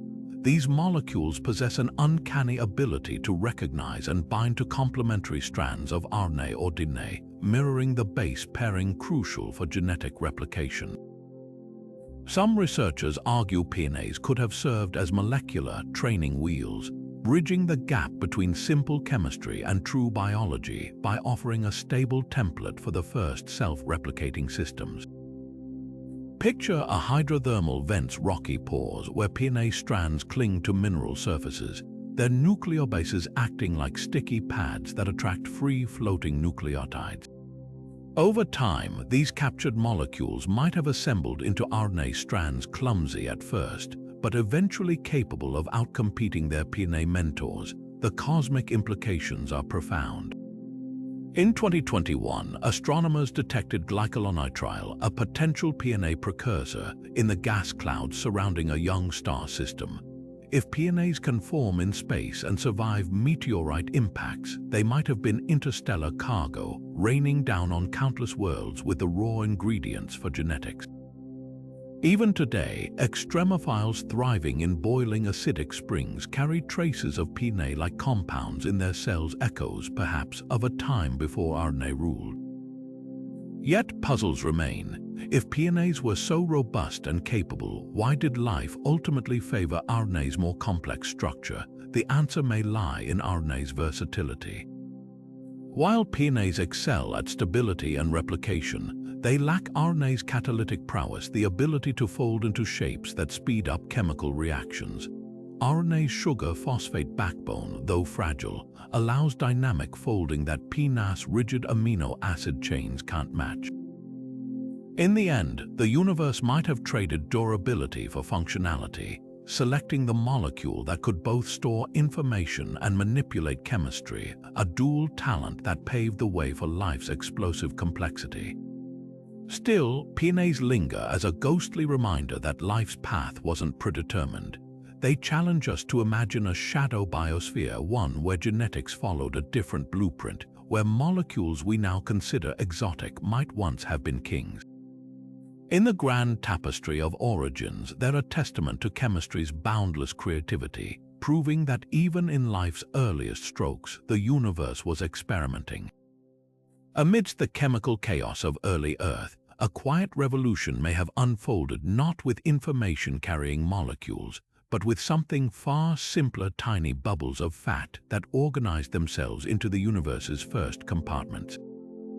The lipid world hypothesis flips the traditional origin script, suggesting that before RNA or proteins took center stage, humble lipid molecules might have laid the groundwork by creating microscopic sanctuaries where chemistry could thrive. Picture a primordial tide pool under the afternoon sun, its surface shimmering with an oily sheen. Mixed into these waters were fatty acids, simple molecules with a split personality, one end attracted to water, the other repelled by it. When agitated by waves or temperature changes, these molecules don't just float aimlessly, they self-assemble. Their water-loving heads face outward while their water-hating tails tuck away, forming spheres called micelles. Given the right conditions, slightly alkaline water, the right salt concentrations, these micelles can grow into more complex vesicles, double-layered bubbles strikingly similar to the membranes encasing every modern cell. Laboratory experiments reveal how effortlessly this process unfolds. When researchers mix fatty acids like oleic acid, common in meteorites and hydrothermal environments, with warm alkaline solutions mimicking early Earth soda lakes, vesicles form spontaneously. These aren't just passive containers, they're dynamic. As new fatty acids join the membrane, vesicles grow until they become unstable, then split into daughter bubbles, a crude form of reproduction without any genetics involved. Even more compelling, some vesicles can trap RNA or other molecules inside, sheltering them from destructive environments while permitting chemical exchange through their walls. But lipids offer more than just shelter. Their membranes create something revolutionary: concentration gradients. By separating inside from outside, vesicles allow molecules to accumulate at levels impossible in open water. Imagine a vesicle bobbing near a hydrothermal vent, its membrane selectively absorbing charged minerals like zinc or iron. Inside, these metals could catalyze reactions at rates hundreds of times faster than in the surrounding broth, effectively turning each vesicle into a microscopic high-efficiency lab. The real magic lies in lipid diversity. Early Earth's fatty acids weren't uniform. They varied in chain length and saturation, creating membranes with different properties. Some might have been leaky, allowing nutrients in but trapping larger products. Others could have been sturdier, surviving tidal cycles or UV exposure. This variation set the stage for a kind of probiotic natural selection, where vesicles with advantageous traits, better stability, more efficient catalysis persisted longer, passing their molecular traits to daughter bubbles when they split. Critics argue that lipid-first scenarios struggle to explain how information storage like RNA later took over. Yet recent breakthroughs show lipids and RNA aren't mutually exclusive. Certain fatty acids help RNA strands polymerize, while some nucleotides stabilize lipid membranes, a hint that these systems may have co-evolved. Modern cells still echo this partnership. Your cell membranes are studded with RNA-binding proteins, as if biology never fully let go of its lipid origins. The lipid world hypothesis ultimately reframes life's start not as a spark of information, but as a slow, physical awakening, a universe learning to compartmentalize itself, one bubble at a time. Next time you wash your hands and watch soap bubbles form, consider this. You might be glimpsing a 4 billion-year-old process. The quiet moment chemistry first drew a boundary between itself and the chaos, and began the long journey toward becoming something more. Life's molecules have a curious quirk: they're picky about their symmetry. Amino acids, the building blocks of proteins, come in two mirror image forms, left-handed and right-handed. Yet every organism on Earth uses exclusively left-handed versions, a bias as fundamental as it is mysterious. How did this universal preference emerge from what should have been an equal mix? The answer might lie in the subtle nudges of cosmic forces and the unseen geometry of the ancient Earth. One compelling clue comes from the depths of space. In 1997, astronomers analyzing light from the Orion Nebula made a startling discovery. The light was circularly polarized, meaning its electric field spiraled in a particular direction as it traveled. When this polarized starlight interacts with amino acids floating in space, it can selectively break down one-handedness over the other. Laboratory experiments confirm that exposing a racemic, or evenly mixed sample of amino acids to such light leaves behind an excess of left-handed molecules. Given that young solar systems are bathed in polarized light from nearby star-forming regions, this cosmic filtering could have skewed Earth's early organic inventory before life even began. But space isn't the only candidate. Down on Earth, certain minerals exhibit a property called chiral asymmetry. Their crystal surfaces have grooves or edges that favor one molecular handedness over the other. Quartz, for example, exists in left and right twisting varieties, each selectively binding matching amino acids. Imagine a primordial tide pool lined with these crystals, its waters rich with amino acids from meteorites or atmospheric chemistry. Over time, the minerals could have acted like molecular sieves, concentrating left-handed versions while allowing their mirror twins to wash away. Experiments with quartz surfaces show they can produce imbalances of up to 15%, a small but potentially decisive head start for evolution to amplify. Then there's the twist of thermodynamics. Some researchers argue that under the high-energy conditions of early Earth volcanic heat, electric discharges, or even radioactive decay, left-handed amino acids might have formed slightly more often than their counterparts. This isn't just speculation. When scientists simulate probiotic chemistry with energy sources like lightning or UV light, they occasionally observe tiny excesses of left-handed molecules, as if the universe itself has a weak but detectable preference. These imbalances could have snowballed over millennia, especially in environments like tidal zones where drying and rehydration cycles repeatedly concentrated the winners. The most dramatic solution might come from a process called autocatalysis. Certain chemical reactions produce molecules that, in turn, accelerate their own formation, a positive feedback loop. If even a slight left-handed bias existed initially, these systems could have turbocharged the imbalance. Picture a pool where one left-handed amino acid catalyzes the creation of more like itself, while its right-handed twin languishes. Over time, the pool would become overwhelmingly left-dominant, not through external forces but through the self-reinforcing logic of the molecules themselves. Yet the chirality puzzle isn't just about origins, it's about consequences. Once life began using left-handed amino acids, that choice became locked in. Any right-handed intruders would have been misfits in the structured world of proteins, unable to integrate cleanly into the growing complexity. Modern cells actively enforce this preference with enzymes that recognize and recycle wayward right-handed molecules. It's a reminder that chance events amplified by time and chemistry can harden into universal laws. The search for chirality's origins isn't just academic. NASA Mars rovers and Europa probes carry tools to detect amino acid handedness, knowing that a bias toward one form could hint at life's presence, or at least its potential. Out there in the cosmic dark, polarized starlight might still be sculpting molecules, setting the stage for universes we've yet to imagine. Whether through crystals, light, or the hidden rules of energy itself, the universe seems to whisper a recurring truth. Sometimes the smallest imbalances write the grandest stories. Quantum mechanics isn't just for physicists, it might have been the invisible architect behind life's first molecular blueprints. At the tiny scales where atoms interact, particles don't behave like billiard balls. They exist as probabilities, flickering between states until observed. This quantum weirdness, usually confined to ultra-cold labs or particle accelerators, could have played a crucial role in stabilizing the universe's earliest complex molecules, giving them just enough time to evolve into something greater. Take photosynthesis, a process so efficient that scientists once couldn't explain how plants achieve near-perfect energy transfer from sunlight to sugar.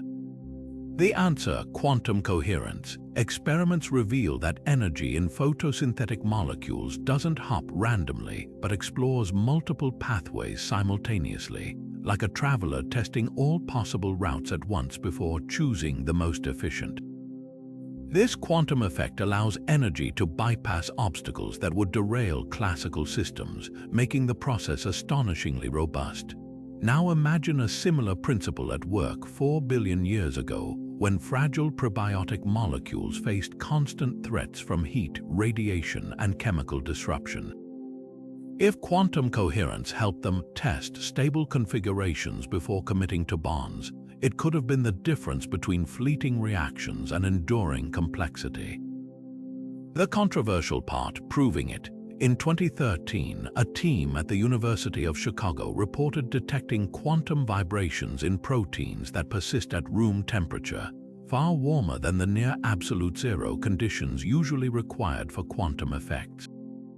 These vibrations, they argue, might help proteins fold correctly by allowing them to sample possible shapes quantum mechanically before settling into their functional forms.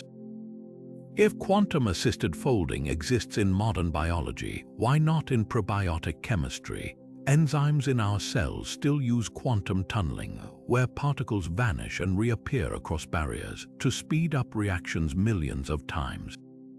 These aren't fringe phenomena. Their tools life might have co-opted from its earliest days.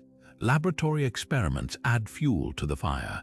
When researchers simulate prebiotic conditions with molecules like porphyrins, ring-shaped structures vital to chlorophyll and hemoglobin, they find these molecules exhibit quantum coherence when exposed to light. Even more intriguing, some RNA components show signs of quantum entanglement in water, where one part of the molecule instantly influences another, regardless of distance. These fleeting quantum states, though short-lived, could have provided a critical advantage: the ability to explore chemical configurations faster than classical physics allows, essentially giving molecules a cheat code for stability. Critics argue that quantum effects in warm, messy environments like tidal pools or hydrothermal vents would decohere collapse into classical behavior too quickly to matter. Yet recent discoveries in quantum biology suggest otherwise. Birds navigate using quantum entanglement in their eyes despite the noise of living tissue. Smell might rely on quantum tunneling to distinguish molecular vibrations. If biology harnesses quantum tricks today, why not at its dawn? The boundary between quantum and classical worlds may be fuzzier than we thought. The implications stretch beyond Earth.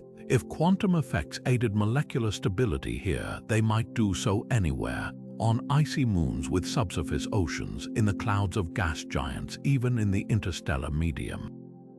It's a humbling thought that the same laws governing electrons in atoms might have quietly tilted the scales toward life, not through mystical design, but through the universe's innate propensity for connection and coherence. While the quantum coherence theory remains speculative, it challenges us to rethink the divide between physics and biology. The molecules in your body right now might still be dancing to quantum rhythms older than stars, a whisper from the universe's first attempts to build something lasting from the chaos. Black smokers stand as the volcanoes of the deep towering chimneys, belching superheated, metal-laden fluids into the icy ocean depths.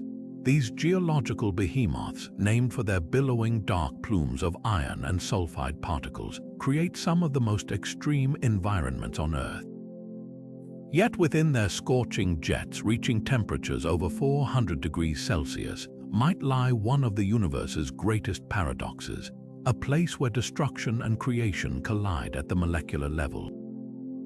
The black smoker catalysis theory hinges on a delicate balance. On one hand, their fluids are caustic enough to dissolve flesh, packed with heavy metals like iron, nickel, and copper stripped from Earth's crust. On the other, these same metals are the darlings of modern biochemistry, essential cofactors in enzymes that power everything from oxygen transport to DNA repair. The vent's porous chimney walls, built from minerals like sulfides and oxides, offer vast catalytically active surfaces where simple molecules could have been forced together under pressure, forming more complex structures. Laboratory simulations reveal the potential. When researchers pump mixtures of hydrogen, carbon monoxide, and nitrogen, gases common in vent fluids, over metal sulfide powders at high temperatures, something remarkable happens. The gases react to form acetate, pyruvate, and even amino acids, all without the delicate enzymes life uses today. The mineral surfaces act as primitive versions of biological catalysts, their jagged edges providing the perfect geometry to bend and break chemical bonds with ruthless efficiency.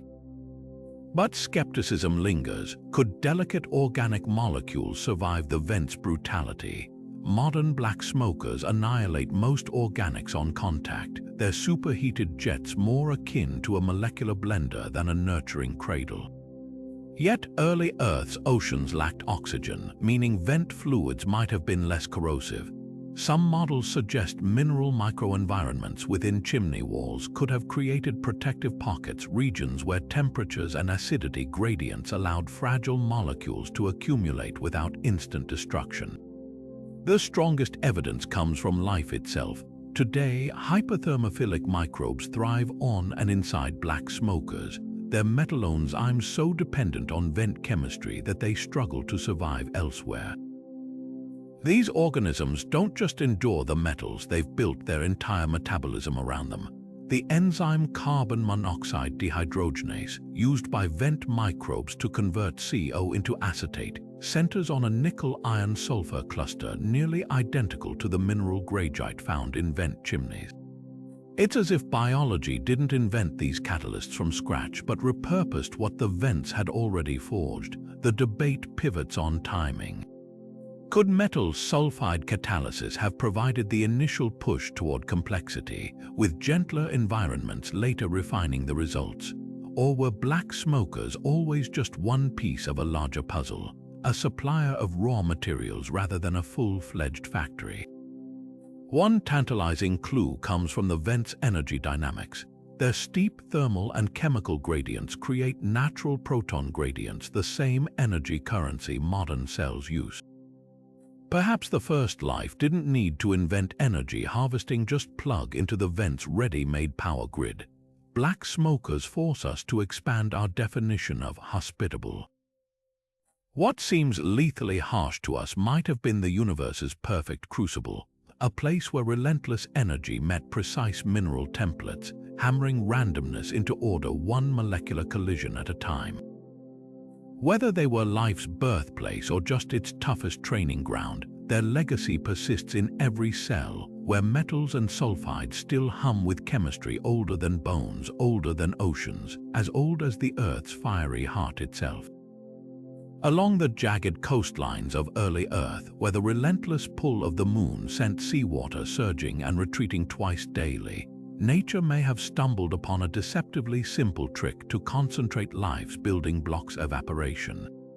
The tidal zone concentration theory proposes that these rhythmic floods and exposures acted like a planetary-scale laboratory pump, repeatedly gathering sparse organic molecules into dense reactive soups.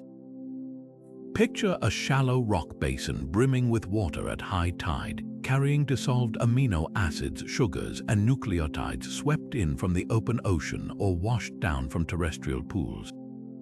As the tide recedes, sunlight and wind begin their work, slowly vaporizing the water until only a briny residue remains, a concentrated cocktail where molecules that once drifted miles apart now jostle elbow to elbow, their chances of collision and reaction multiplied 1,000-fold.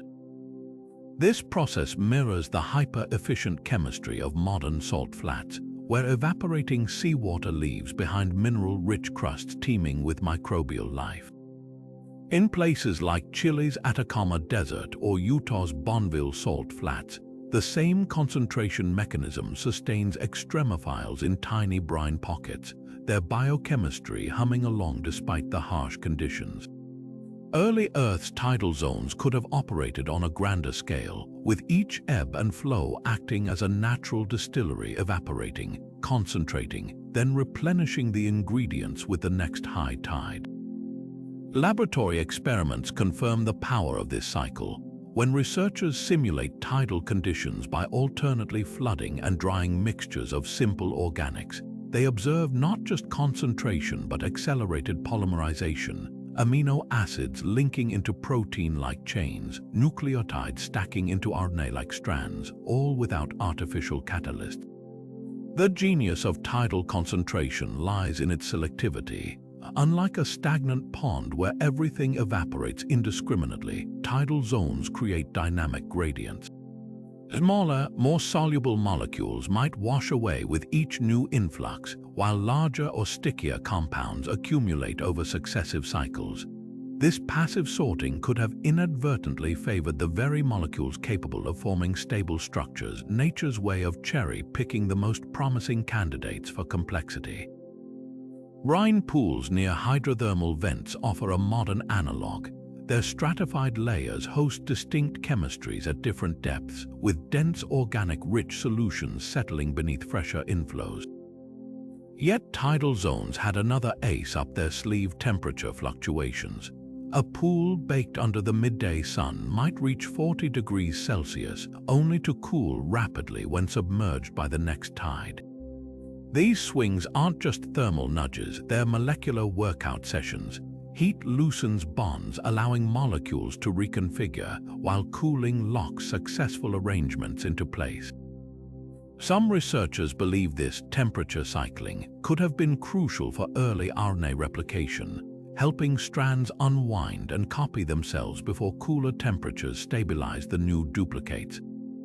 Geological evidence hints that tidal concentration wasn't just possible, it was inevitable. Studies of 3.8 billion-year-old rocks from Greenland reveal banded iron formations with layers suggestive of tidal sedimentation, their rhythmic stripes echoing the push and pull of ancient seas. Meanwhile, in the lab, scientists recreating probiotic tidal scenarios have watched as fatty acids in evaporating pools spontaneously form cell-like vesicles, their membranes growing denser and more structured with each dry phase. The tidal theory doesn't demand rare ingredients or exotic locations, just the universal interplay of water, rock, and gravity's ceaseless tug. It's a reminder that sometimes the universe's most profound innovations emerge not from grand designs, but from the patient repetition of ordinary cycles, each turn of the tide a fresh chance to distill chaos into order.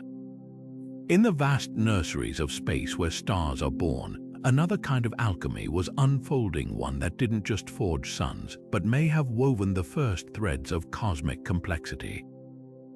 When massive molecular clouds collapse under their own gravity to form new stellar systems, the shockwaves and pressures generated in this stellar birthing process don't just heat and compress simple gases, they rearrange atoms into astonishingly intricate molecules.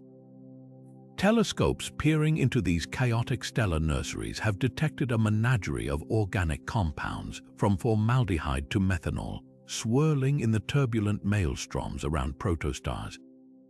These aren't just random byproducts, they are the chemical raw materials that could have seeded entire planetary systems with life's precursors. The process begins with the gentle tug of gravity. A molecular cloud, light years across and frigid as the void, starts to fragment. As each pocket of gas contracts, it heats up not just from compression, but from the energy of countless particle collisions. Deep within these collapsing regions, simple molecules like carbon monoxide and water ice, once frozen onto dust grains, are suddenly liberated by the rising temperatures. Now mobile, they begin a frantic dance, bouncing, breaking apart, and recombining into more complex structures. Infrared observations of young protostars reveal just how rich this chemistry becomes. In the disk surrounding the infant star eras 16,293–2422, astronomers found glycolaldehyde, a simple sugar that's a direct precursor to ribose, the backbone of RNA. Even more complex molecules like methyl formate and dimethyl ether have been spotted in similar environments, suggesting these stellar nurseries are far more chemically sophisticated than we ever imagined. What makes star-forming clouds such efficient molecule factories? The answer lies in their layered structure. As the cloud collapses, it forms a rotating disk of material around the newborn star, a protoplanetary disk that will eventually coalesce into planets. But in its early stages, this disk is a chemical wonderland. The inner regions, blasted by the star's intense radiation, host high-energy reactions that build tough, aromatic compounds. Further out, where temperatures drop, icy mantles on dust grains become temporary shelters for fragile organics. Shock waves from the star's violent birth propagate through the disk, providing sudden bursts of energy that drive molecules to link into ever longer chains. It's as if the chaos of star formation contains a hidden order, a natural progression from simple to complex that mirrors the steps we see in prebiotic chemistry on Earth. Perhaps most compelling are the isotopic signatures locked in meteorites.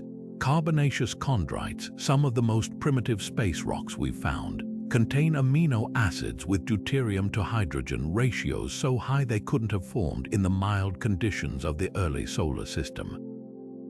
These excesses point to an origin in the frigid, radiation-drenched environments of interstellar clouds, proof that at least some of Earth's molecular inheritance predates the Sun itself. When NASA's Stardust mission returned samples from comet Wild 2, the discovery of glycine, an amino acid with similar isotopic anomalies, confirmed that star-forming regions could indeed be shipping pre-made organics to fledgling planetary systems. Critics argue that the brutal radiation and turbulence in these clouds should destroy complex molecules faster than they form. Yet observations reveal an elegant solution. Chemistry happens in protected niches. Deep inside dust grains or clustered in the densest knots of gas, molecules find temporary refuge. Some reactions may even be accelerated by cosmic rays. The same particles that destroy complex compounds in open space can, in shielded environments, provide just enough energy to drive bonds together without breaking them apart. It's a delicate balance between creation and destruction, with gravity ensuring that, over time, the products of this cosmic chemistry get swept up into new worlds. The implications ripple far beyond our solar system. Protoplanetary disks around young stars like HL Tau, with their intricate ring structures and vast organic reservoirs, suggest that the basic ingredients for life aren't rare flukes, they're inevitable byproducts of star formation itself. Everywhere stars ignite, complex molecules may follow, riding the swirling currents of gas and dust until they find themselves part of asteroids, comets, or even the warm tidal pools of an infant planet. We're left with a humbling realization. The same forces that lit the sun may have also set the table for life, weaving complexity into the fabric of the cosmos long before Earth even existed. Silicate minerals, common as sand, unassuming as dust, might have been the universe's quietest molecular matchmakers. These rocky scaffolds, making up over 90% of Earth's crust and littering the early solar system in asteroids and comets, possess a hidden talent. Their surfaces are riddled with catalytic sites where atoms and molecules can latch on, rearrange, and transform. Picture a grain of interstellar dust, its silicate structure pitted with microscopic nooks and charged edges. As simple gases like carbon monoxide or methane drift by, they don't just bounce off. They're momentarily trapped, held in place just long enough for a passing cosmic ray or ultraviolet photon to zap them into new configurations. Laboratory experiments reveal the surprising efficiency of this mineral magic. When scientists simulate early solar system conditions by coating silicate particles with icy mixtures of water, ammonia, and methanol, common ingredients in protoplanetary disks, and expose them to space like radiation, complex organics begin to emerge. Silicate surfaces act like molecular workbenches, their crystalline geometries forcing reactants into precise alignments that lower the energy needed for bonds to form. Some silicates, like olivine or montmorillonite, even have transition metals like iron or magnesium embedded in their structures, which can donate or accept electrons mid-reaction, a primitive version of the catalytic metals modern enzymes rely on. The scale of this process staggers the imagination. In the dusty disk that formed our solar system, trillions of silicate particles would have swirled for millions of years, each one a potential reactor. Meteorites like the Murchison specimen packed with silicate grains and over 70 different amino acids offer tangible proof this chemistry wasn't just possible, it was prolific. Even more telling, certain silicate surfaces show chiral selectivity, subtly favoring the formation of left-handed amino acids over right-handed ones, a tantalizing hint at how life's universal molecular bias might have originated. But silicates didn't just build complexity, they preserved it. Unlike fleeting reactions in gas clouds or volatile tidal pools, silicate-bound molecules could endure eons of deep space travel, shielded within rocky matrices until they reached planetary surfaces. When NASA's Stardust probe returned samples from comet Wild 2, it found silicate crystals harboring organic compounds, their structures intact despite a 4.5 billion-year journey. This durability solves a key puzzle: how delicate probiotic molecules survived the violent chaos of planetary formation. Yet the most profound implication lies in universality. Silicates aren't rare, they're the bedrock of rocky planets across the galaxy. From the swirling debris around young stars to the sands of distant exoplanets, the same mineral surfaces that might have sparked Earth's chemistry could be doing the same elsewhere, turning barren dust into the raw materials of life with nothing more than time, geometry, and the faint whisper of starlight. In the end, the humblest rocks remind us that complexity doesn't always need grand design. Sometimes, all it takes is a speck of dust with the right atomic architecture, patiently waiting for the universe to stir.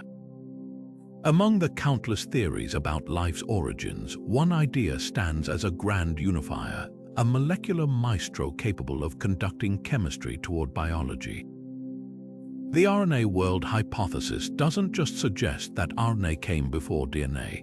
It paints RNA as the original multitasker, a molecule that could store genetic information, catalyze reactions, and even replicate itself without the need for proteins or other helpers. But the real beauty of this theory lies in how it weaves together nearly every other hypothesis we've explored, from tidal pools to cosmic dust, into a single, elegant narrative. Imagine a molecule with the blueprint-like precision of DNA but the chemical versatility of an enzyme. RNA fits this description perfectly.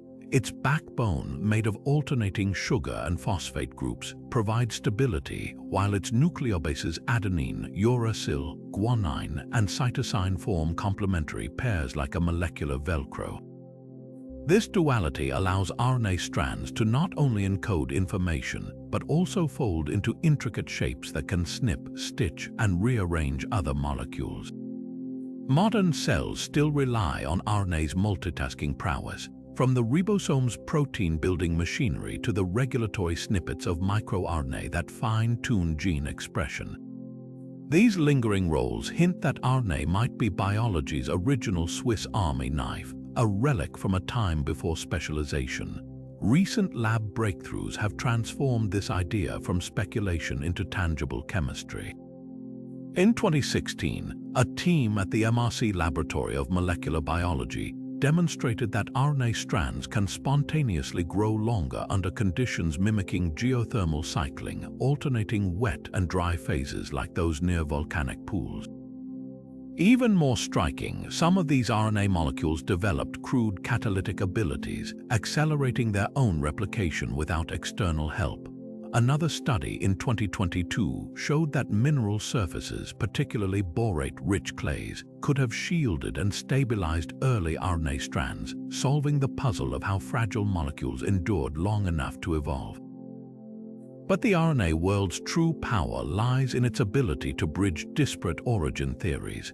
Cosmic dust grains delivered nucleobases like adenine. RNA uses them.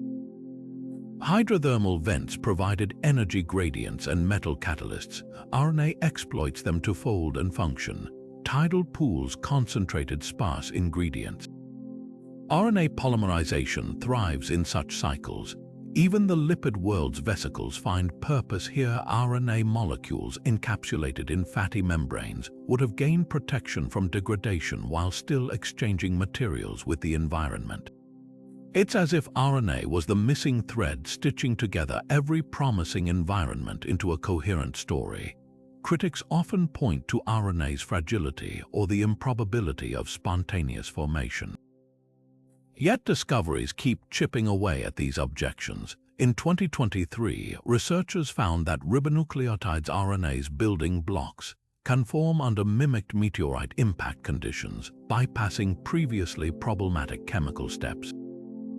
Others have shown that RNA strands as short as 50 nucleotides can exhibit self-replication, dramatically lowering the threshold for life's beginnings. And far from being a passive player, RNA's errors during copying, once seen as a weakness, might have been its greatest strength, providing the variation needed for molecular evolution to take hold. The RNA world doesn't just explain life's start, it reframes our search for life beyond Earth. If RNA-like molecules can emerge from such universal processes, cosmic chemistry, geothermal cycling, mineral templating, then the path to complexity might be written into the fabric of physics itself.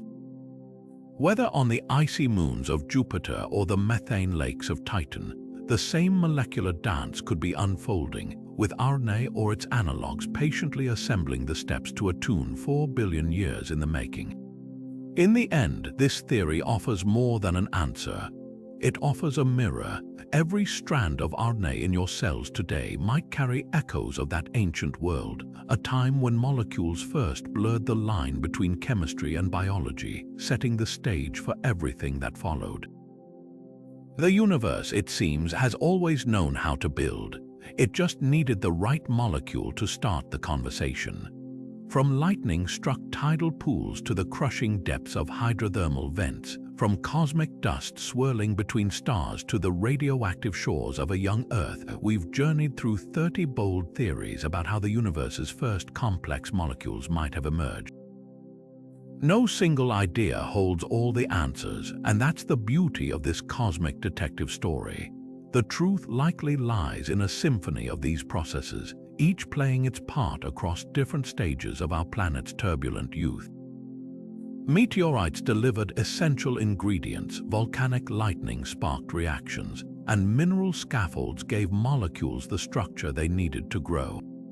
Perhaps life didn't choose just one path, it sampled them all, stitching together the best tricks chemistry had to offer. What's astonishing isn't just the diversity of theories, but how each discovery peels back another layer of the universe's ingenuity.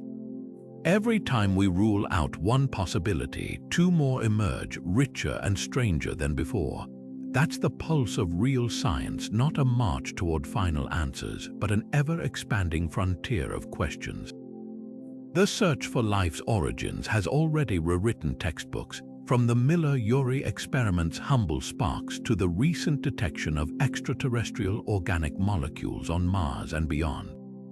Each breakthrough forces us to rethink what's possible, not just on Earth, but on icy moons, exoplanets, and even in the space between stars. Now we turn the spotlight to you. Which of these theories resonates most? Do you see life beginning in the gentle gradients of alkaline vents? Or does the electric crackle of volcanic lightning feel more compelling? Maybe you've got a wild card idea we haven't covered yet, some untested combination of forces that could solve the puzzle. The comments are your lab bench, so share your thoughts, debate the details, and let's keep this conversation alive. After all, the next big clue might not come from a telescope or a test tube, but from the curiosity of someone just like you, watching this video and wondering, what if? The universe spent billions of years learning how to build. Now it's our turn to piece together that story, one theory, one experiment, one revelation at a time.